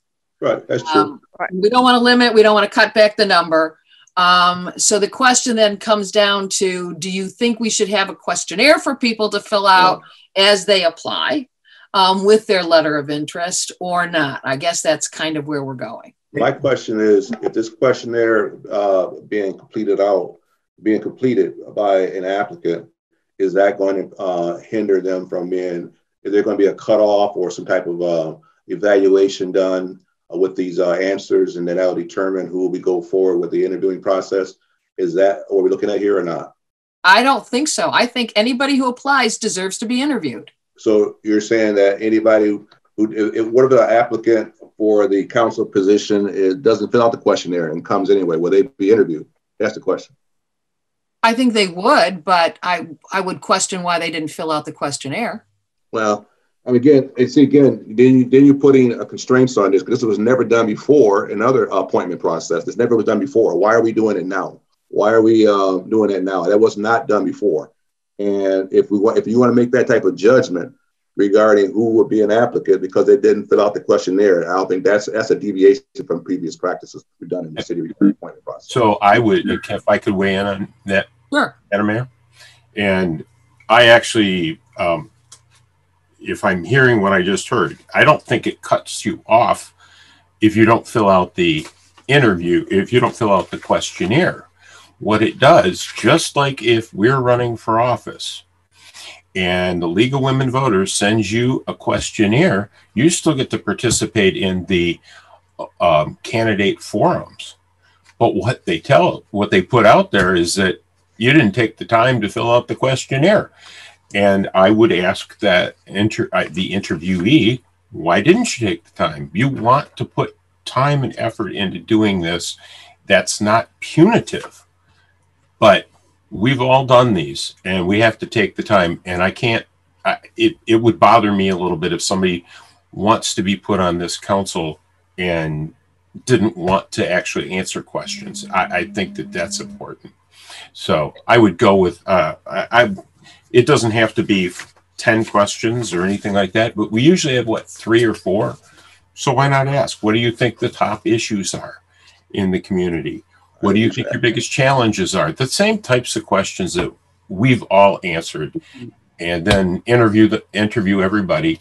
But that's a fair question would be, why didn't you fill it out? Valerie, I think that's, I don't agree with that. I agree that a questionnaire is a good basis to start with.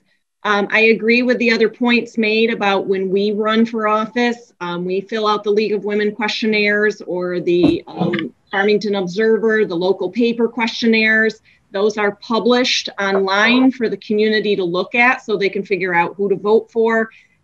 So for that reason, I think it's consistent with that process and also for transparency. So how else is the public going to know? It's not just about us, but I'm sure the public wants to understand who the candidates are and who's applying for this and where they stand on the issues.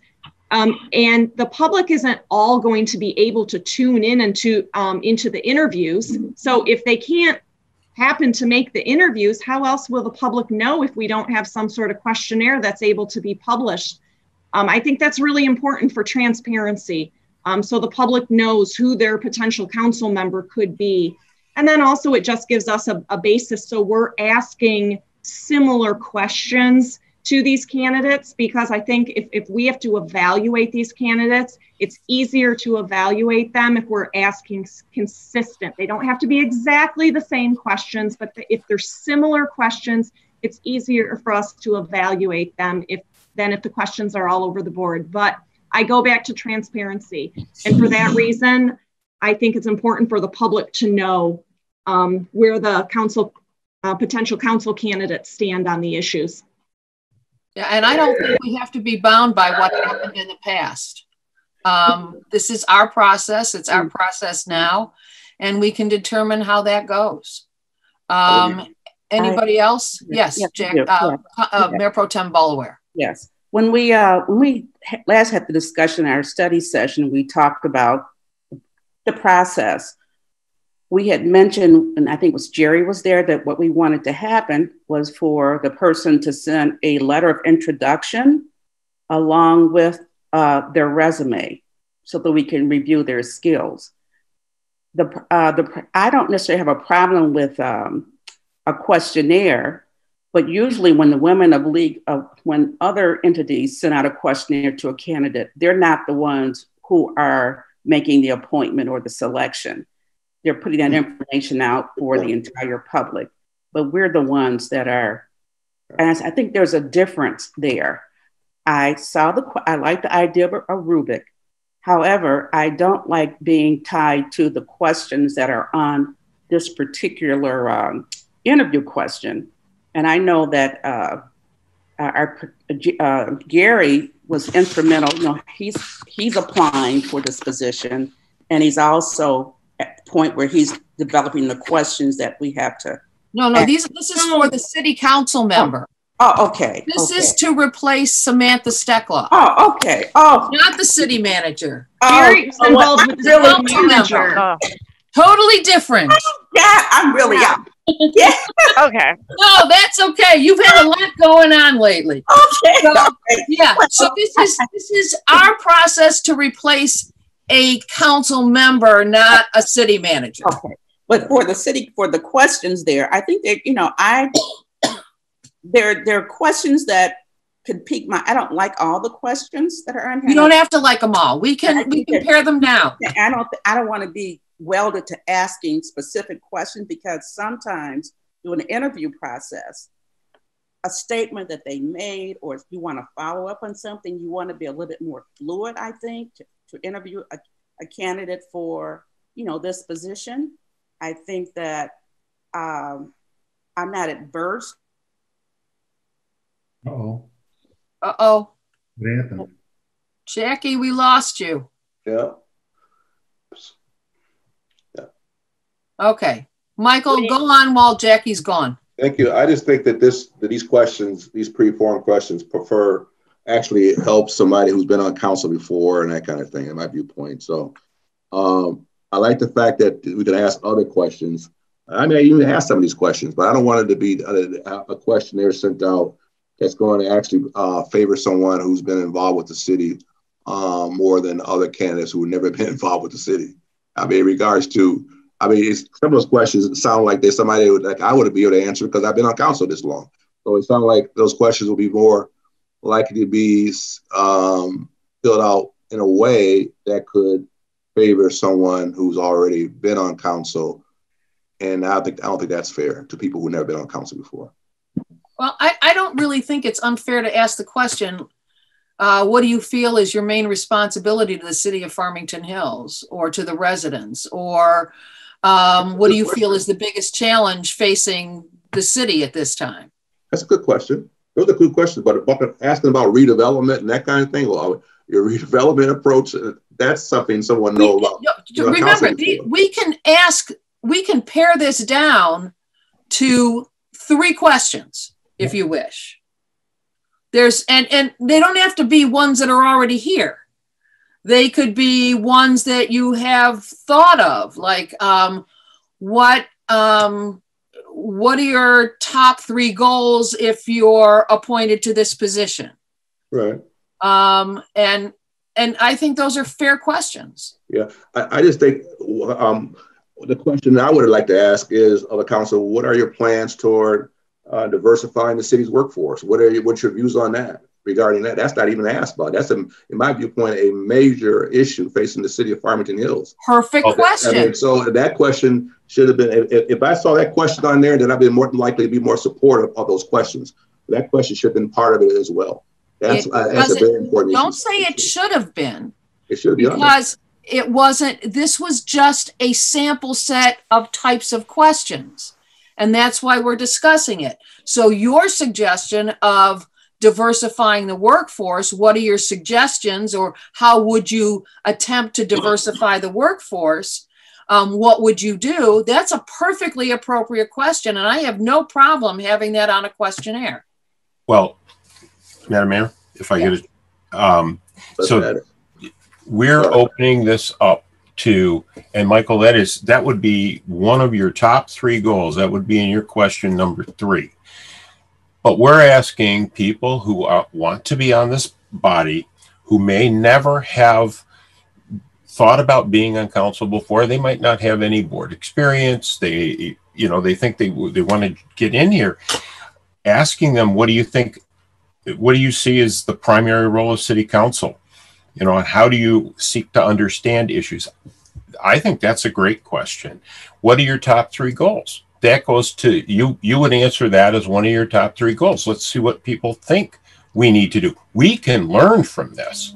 This process will allow us to learn. And I do think it's just helping people understand what they're getting into, because they have to give some thought to questions. And they're not going to write dissertations on these. They're going to write, I would assume we want an answer in 150 words or 200 words, or, relatively short answers, just like we all go through. I think it's a great learning experience for us and for the applicants. And yeah, because should they choose to run in 2021, they're going to get those questionnaires. Right. And they're going to be on this board. So you need to have some experience, an idea why you're here. Why are you applying for this? So I think that those are very solid questions. So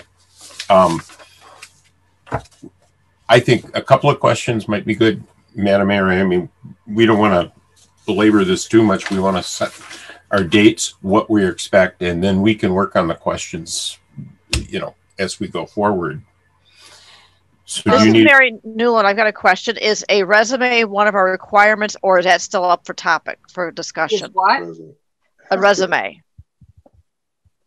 If you're going to apply for this job, honestly, in my mind, a letter of interest and a brief resume and answering some questions, coming to our goal setting session, and really just, I think that's a real simple process to do.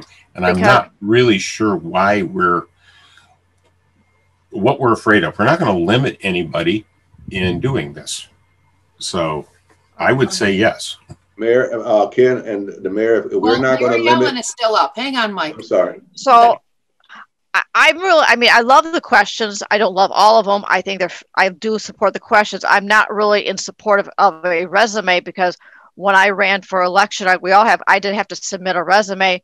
And personally, I don't think my resume would have cut they made the cut for an interview if we had to do that. I'm more excited about the process that someone who may not have the funding to be able to run for election could potentially be one of our candidates. Mm-hmm. And that's what I'm really excited about. But I don't really support the idea of a resume because, of course, everyone knows I got on the council and I have no municipal experience at all. But you did fill out the League of Women Voters questionnaire. Oh, of course. It said that what your occupation was, and it actually did. You had your credentials from where you went to college and what you do for a living, and that was all on there. So that's a resume as far as I'm concerned. Okay. Well, call it a bio then if you don't like the term short resume. A short bio or resume. It's basically, your name and where you live and your where you work. It's some basic information like that. Okay. I love the word bio. Thank you, Val. Okay. Back to you, Mr. Bridges. Yes, just the last final point is that, again, the questions are fine, but I don't think that what I'm trying to look at this is that there were some valid points made that we do fill out these questionnaires when we run for office. That's a true point. But Jackie's point is also well taken too. That's normally filled out by an organization. They're not evaluating that person's, you're publishing the information. So in this case, we are deciders in regards to this based on these questionnaires. I'm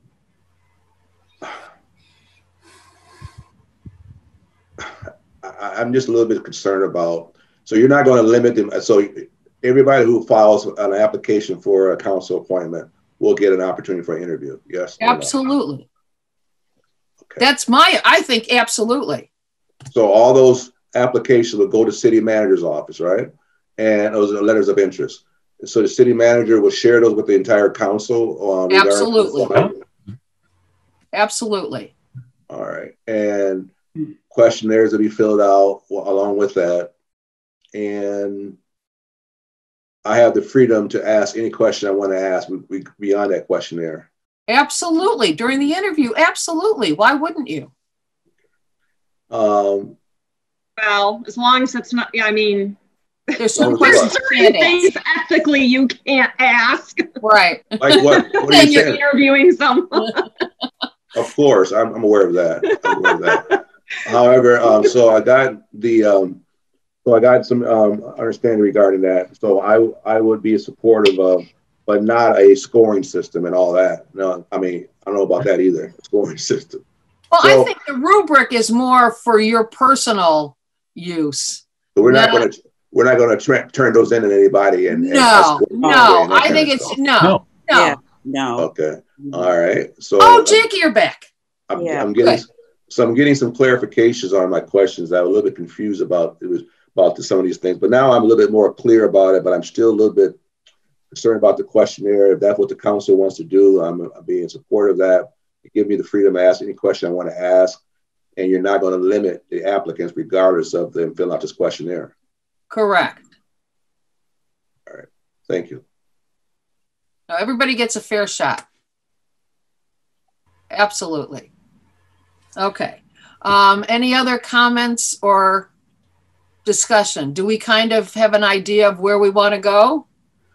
So to fill this vacancy, we've got the dates and the deadlines. When do we want to make sure that we have the questionnaire kind of solidified with 3 or 4 questions? Dr. Mason? Oh, okay. Gary. Sorry, if I may, that's one of the reasons. And again, I wanted these to be council's questions, not mine. These were just suggestions.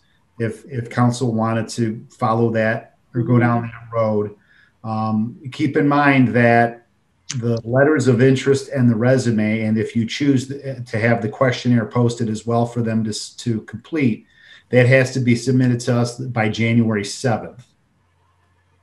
So, well, no, not the questions. You want the applications have to be submitted with the questionnaire filled out if they fill out the questionnaire by the 7th.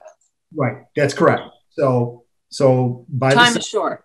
By the 7th, that's right. So letters of interest, resume, and answers to the questionnaires. That was the, maybe I didn't communicate that well. That was the thought.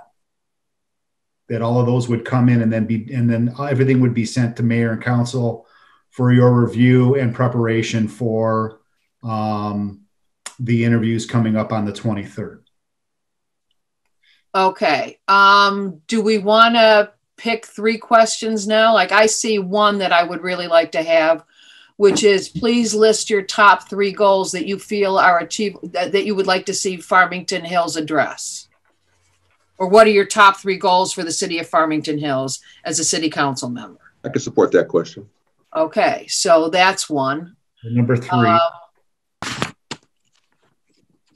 I also like 5. What do you feel is the biggest challenge facing the city and how would you address it? I think it's a great question. I support that question as well. Okay, so that's 2.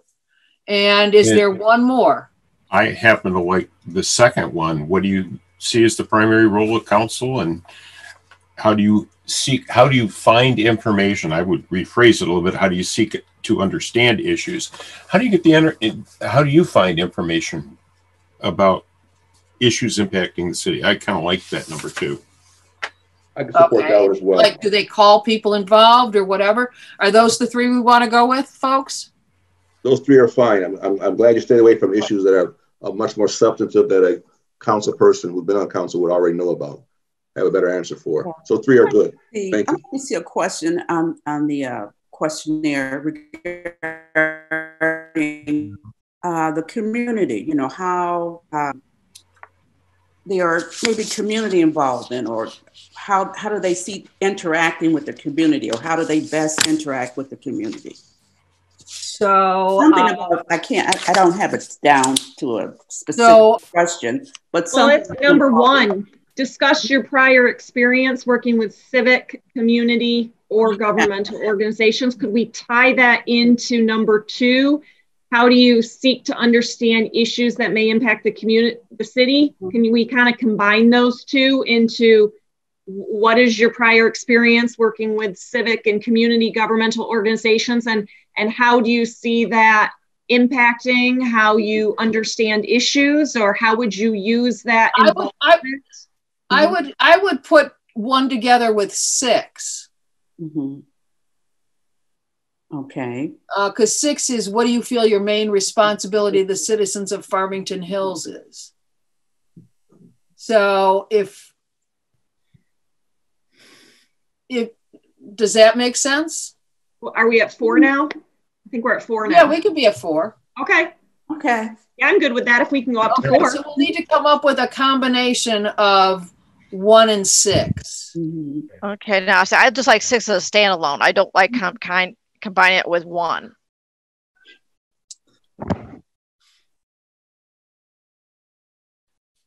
You can put them both on there. And we're at 5. We could be at 5. You want to do that? Mm-hmm. I don't see why. I really don't see why we need 1, because 1 would be maybe in their bio. So that's why I was saying we should just go with 6. I do like to know though why they're running for council though. Mm-hmm. Why do you want to serve on city council? I think that's important to know. Important to know. That's number 1. Mm-hmm.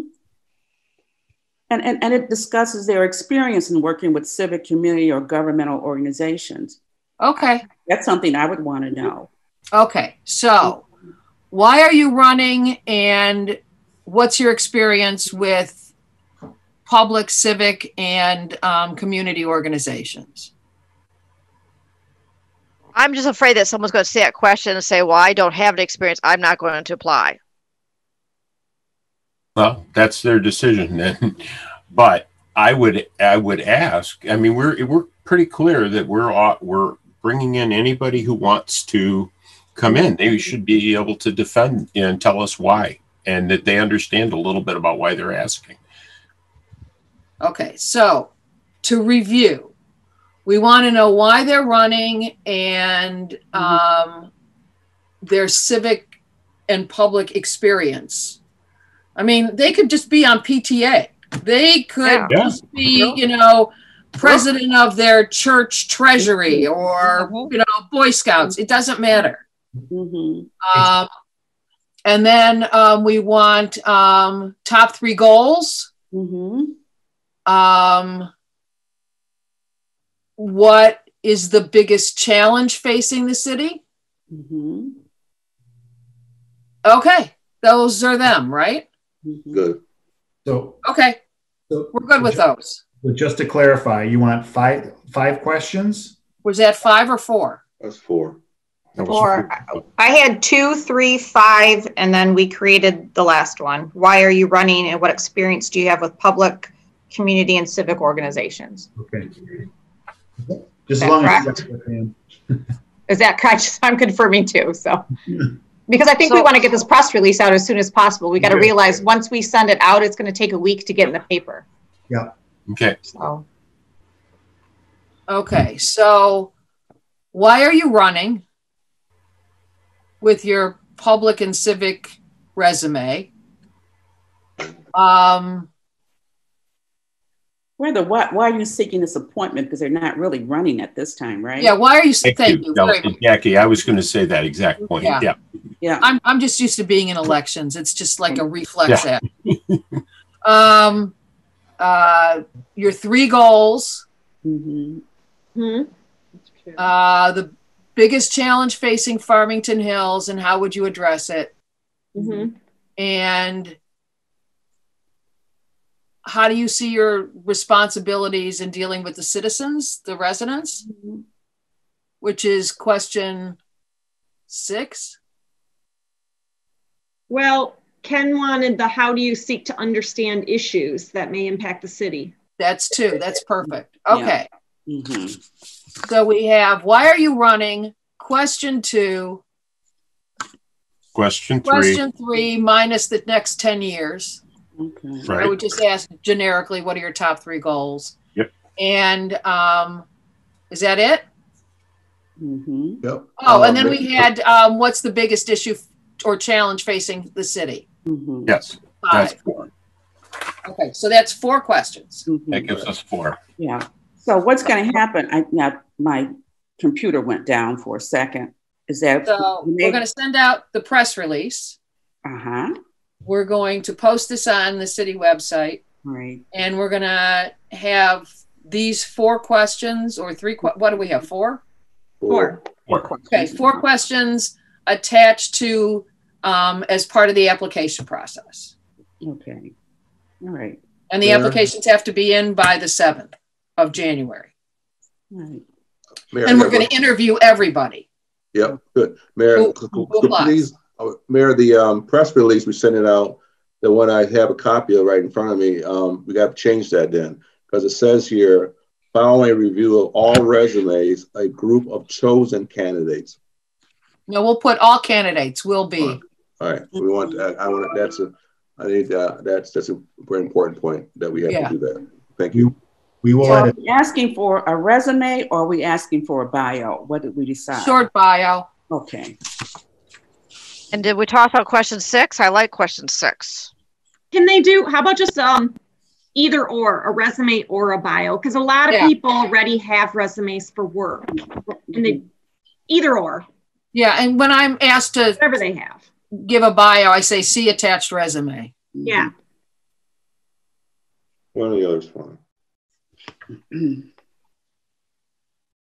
Okay, and Mary Ellen, you really like 6. Yes, and I would like the option of either a bio and or a resume. Okay. Mm-hmm. So I don't mind if we add 6 back in. Mm-hmm. Does anybody else? Mm-hmm. The one, if I could make one comment on here, and that is, I'm not sure how we're going to put, what we're going to put underneath the questions, but this says eligibility to serve on city council. I would take that part out under draft questionnaire, because we're not determining their eligibility to serve. Correct. By the answers to the questions. We're just trying to learn a little bit more about them. Right. And the only eligibility really is you've got to be a registered voter and over 18. Right. Which is, and live in the city. Understand that's what that means. That's how you become eligible. Yes. But when it's right in front of the questions, it makes it sound like your question answers will be used to determine your eligibility as well. So I think we could take that little sentence out. Okay. Are we good? Or I could rephrase it to put the only eligibility to serve on city council is to be a duly registered elector of the city. Or I can delete it. Well, is it in the press release? To be eligible to apply, you have to be a resident of the city and a registered voter over the age of 18. That's the only criteria per the charter, is to be a duly registered elector of the city. Okay, that's it. Registered voter, same thing. Good. All right, thank you. Yep. Madam Mayor? Okay. Yes, Mr. Joppa. Yeah, just for everybody's knowledge, in the press release, that eligibility is mentioned in the press release about being a registered elector. So it's right there in the press release already. So, but I did, I don't know, Gary, if you were going to cover this, but I didn't want to move on until we made sure whether or not we knew council was looking to have those interested in applying attend the goal session, to invite them to the goal session on the 16th. We were unclear, I think, on attending the study session also on January 11th. You may, at that point, you're going to receive the applications. You might or might not have some discussion at that point in time.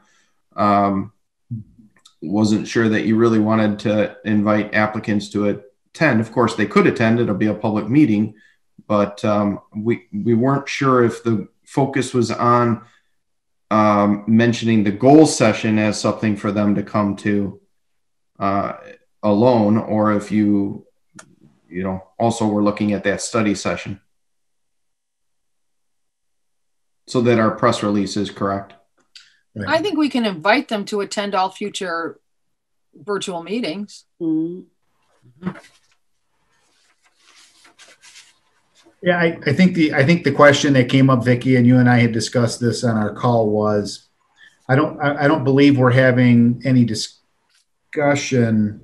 Hold on a minute, let me scroll back up here. We didn't want this to be an uncomfortable situation at that January 11th council meeting, the study session, because based on the information that we had at the last council meeting, we've got, if you look at my memo, city council study session to receive the applications and discuss the timing and details of candidate interviews. So, maybe that night is when, if you want to use the rubric, maybe you have questions or things that you want to add in there. It could potentially, you might have some folks that show up and may ask questions of council. It's totally up to council. I think Steve, our concern was if council did decide that they wanted to narrow the field, that there could be some folks that come to that meeting that weren't necessarily included as there are some folks that may not have been invited to interview. But if council is going to interview everybody, that goes away. I think we owe our citizens that. Mm-hmm. Yeah. Okay. Mayor, why don't we just say the applicants are encouraged instead of requested? I like encouraged, because I feel like if they really want to be on council, they're going to do their best to attend and meetings and educate themselves. So I don't really think we have to. Requested kind of sounds like we're mandating it. Right. So encouraged better as far as attending the goal session on the 16th.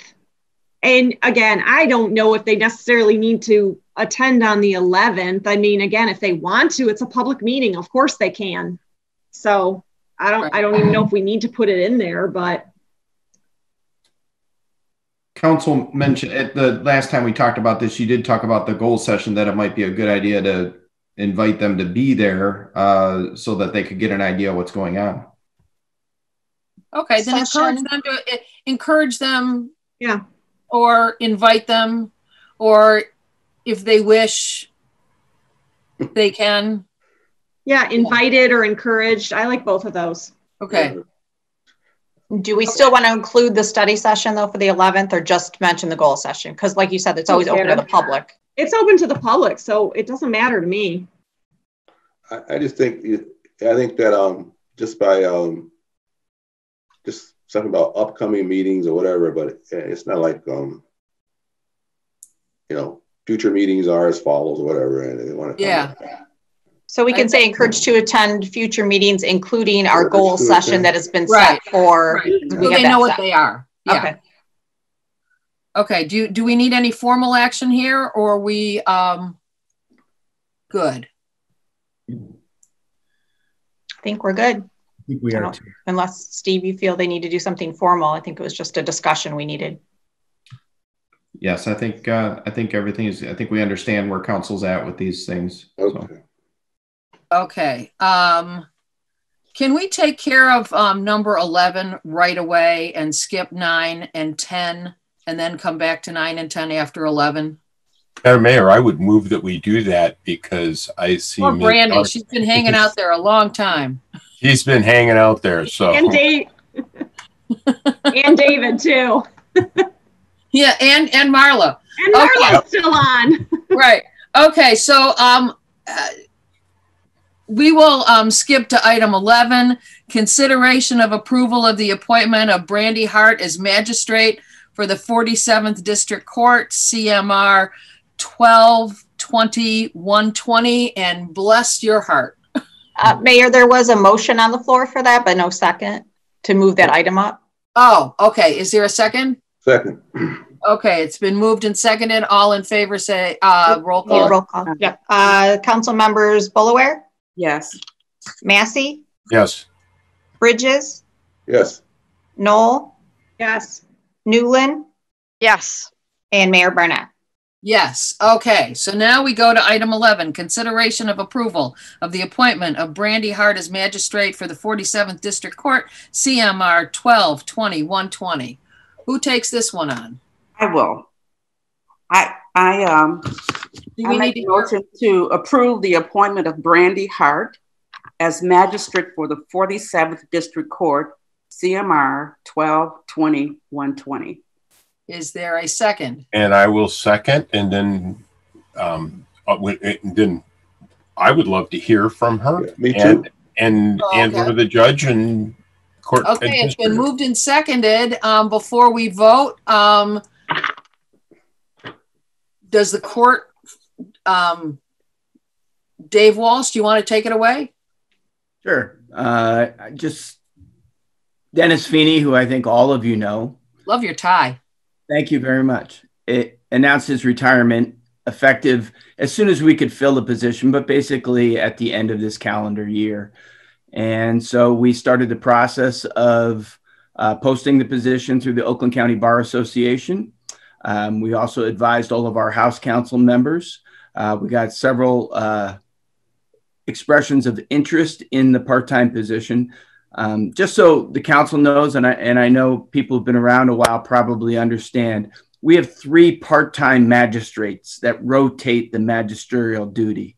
So this isn't increasing cost. It's just the person who's replacing Dennis to split the workload. If we didn't replace Dennis, we'd probably lose Magistrate Civic and Magistrate Friedrich because we'd be overworking them. So we went through an interview process, the judges and myself, and we had some excellent candidates, and we selected Brandy. Brandy has been a member of our House Council, our MIDC Defense House Council, since the implementation of our MIDC compliance plan in September 2019. She's an outstanding attorney, graduate of Wayne State University and Cooley Law School. And I can tell you also, she is incredibly popular with the court staff as well. She's just a wonderful person, and we're thrilled to have her as part of our team. Okay. Mayor, MIDC is a Michigan Indigent Defense Council? Yes, that's correct. That's correct. Okay, thank you. Okay. Ms. Hart, would you like to say anything? Sure. I am a current resident of Farmington, where I have been residing for the last 6.5 years with my husband and 2 minor children. My interest in law began when I was a junior in high school at Cass Technical High School. It continued until I got my license to practice by the State Bar of Michigan in 2013. Since that time, I have been on the rotational list for the 47th District Court as court-appointed counsel. So I've had a great interest in protecting the public and keeping up with the crime that is in the city of Farmington, as well as Farmington Hills. So I am very humbled to accept the position, and grateful and happy if you all approve the appointment. Well, I'm just impressed that you've sat through the study session and this entire meeting. Listen to all this discussion about everything. So, I mean, if you can handle boring, you are well suited. Okay. Does this, are we ready to vote? Yes. Okay. This is a roll call vote? Yes. Council members Massey? Yes. Bridges? Yes. Knoll? Yes. Newland? Yes. Fullaware? Yes. And Mayor Barnett? Yes. Magistrate Hart, we are delighted for you to take the oath of office, and welcome aboard. Thank you so much. Thank you very much, Council. Also, yes, thank you so much. She will represent all of us well. We heard from you already. Piggyback on one thing that Valerie said earlier, with regard to the Goodfellas, I was at the warehouse earlier today. I just want to remind everybody that Saturday is delivery day.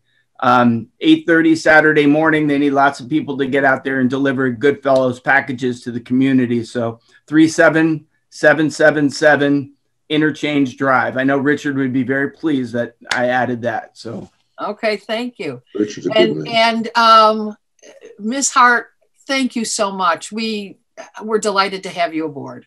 Well, thank you so much. I learned a lot what's going on in the community tonight. Okay, well, you obviously fit very well with our court culture, so we are excited. And I am a fellow graduate of Cass Tech, so it's good to see another Cass Tech alumni. Very good. Okay, so now we go back to item number 9, consideration of adoption of a resolution extending the term of the Farmington Hills Municipal Broadband Task Force. Yeah, Mayor, that's just the extension of that task force for another year. They've got some business, and there's a companion agenda item following it. We've got some work to wrap up with them bringing their report back to council. Right. And we hope to have that happen sometime in Q1 of 2021. Okay. Is there a motion? Madam Mayor? Yes, Mr. Bridges. Thank you, Madam Mayor. I move the council adopt a resolution extending the term of the Farmington Hills Municipal Broadband Task Force. Is there a second? Support. Dr. Massey? Okay. Mr. Mayor, I'll support. Okay, it's been moved by Council Member Bridges, seconded by Council Member Massey. This is a roll call vote. So members Bridges? Yes. Knoll? Yes. Newland? Yes. Bullaware? Yes. Massey? Yes. And Mayor Barnett? Yes. Okay, the next item is consideration of approval of the extension for terms on the broadband task force members. Madam Mayor, while I know you've just introduced that, I did have a question related to both of these, so I'll ask in between. Okay. And that is that our council had a liaison to the Broadband Commission, and that liaison was Mr. Lerner. And so I don't know that we actually have a council liaison to them to, sort of kind of keep reporting back to council as they do their work. Should we have an appointment? And just throwing it out there. If we do, I would be happy to be the liaison. You would? You want to do it? Or yeah, do you want me? I'll nominate you if you want to do it. Do we need a nomination? Typically the appointments for the council liaisons have been by the mayor and not approved appointment.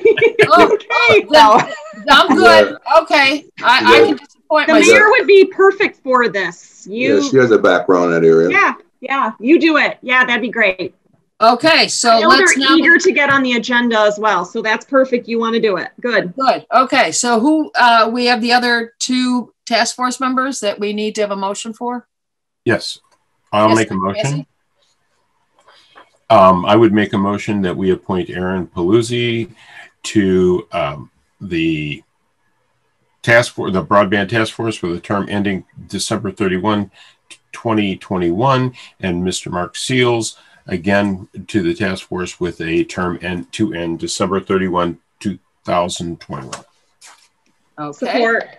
It's been moved by Dr. Massey, seconded by Council Member Knoll. Any questions? Hearing none, this is a roll call vote. Council members Knoll? Yes. Newland? Yes. Bullaware? Yes. Massey? Yes. Bridges? Yes. And Mayor Barnett? Yes. Okay, and now we go down to the attorney's report. Any discussion, questions? Okay, seeing none. Item number 20, consideration of approval to enter into a closed session to discuss the following. 1, Command Officers Association of Michigan Collective Bargaining Agreement, and 2, Employee Requested Review. For the public, please note that we may return to open session immediately following the closed session. So we will try to make the closed session fairly quick so that in about 10 minutes, or if you want to just hang on until we come back or stand by until we come back, that would be great. We need a motion to go into closed session. We do, and please include the reason in the motion. Okay.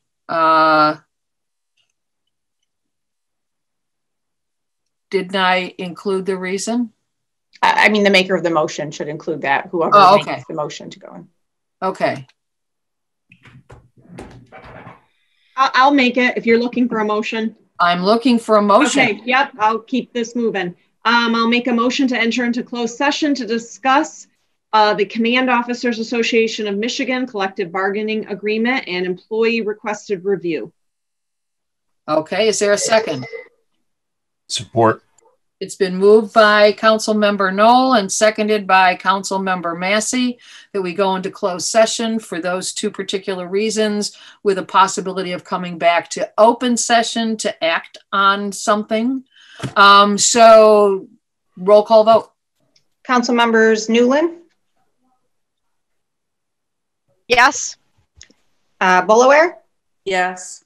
Massey? Yes. Bridges? Yes. Knoll? Yes. And Mayor Barnett? Yes. Okay, before we go in, we do need all attendees to remove themselves from the meeting. And then we will need, I think everybody else that is on is going to be part of the closed session, Police Chief King and Director Randall. Carly will take us off of YouTube, so there is a delay. It's going to take just a minute or two, so if everybody holds tight, she'll let us know when we're off live. We are now live. Welcome back to the additional open session for the main City Council meeting for December 14th, 2020. And there is one item on the agenda, and I will now turn it over to Dr. Massey to make a motion, and we will then address that motion. Thank you, Madam Mayor. I would make a motion that we increase the salary for the acting city manager by $2,500 per month, retroactive to November the 1st, when he became the acting city manager after the retirement of the former city manager. And this would go forward for the duration that he is providing the additional services as acting city manager. Okay. Is there a second? This is Mary Newland. I'll second. Okay, it's been moved by Dr. Massey, seconded by Councilmember Newland. This is a roll call vote. Is there any discussion first? Hearing none, this is a roll call vote. Council members Boulware? Yes. Massey? Yes. Bridges? Yes. Knoll? Yes. Newland? Yes. And Mayor Barnett? Yes. And that brings us to the end of the agenda. Adjournment. Is there a motion? So move.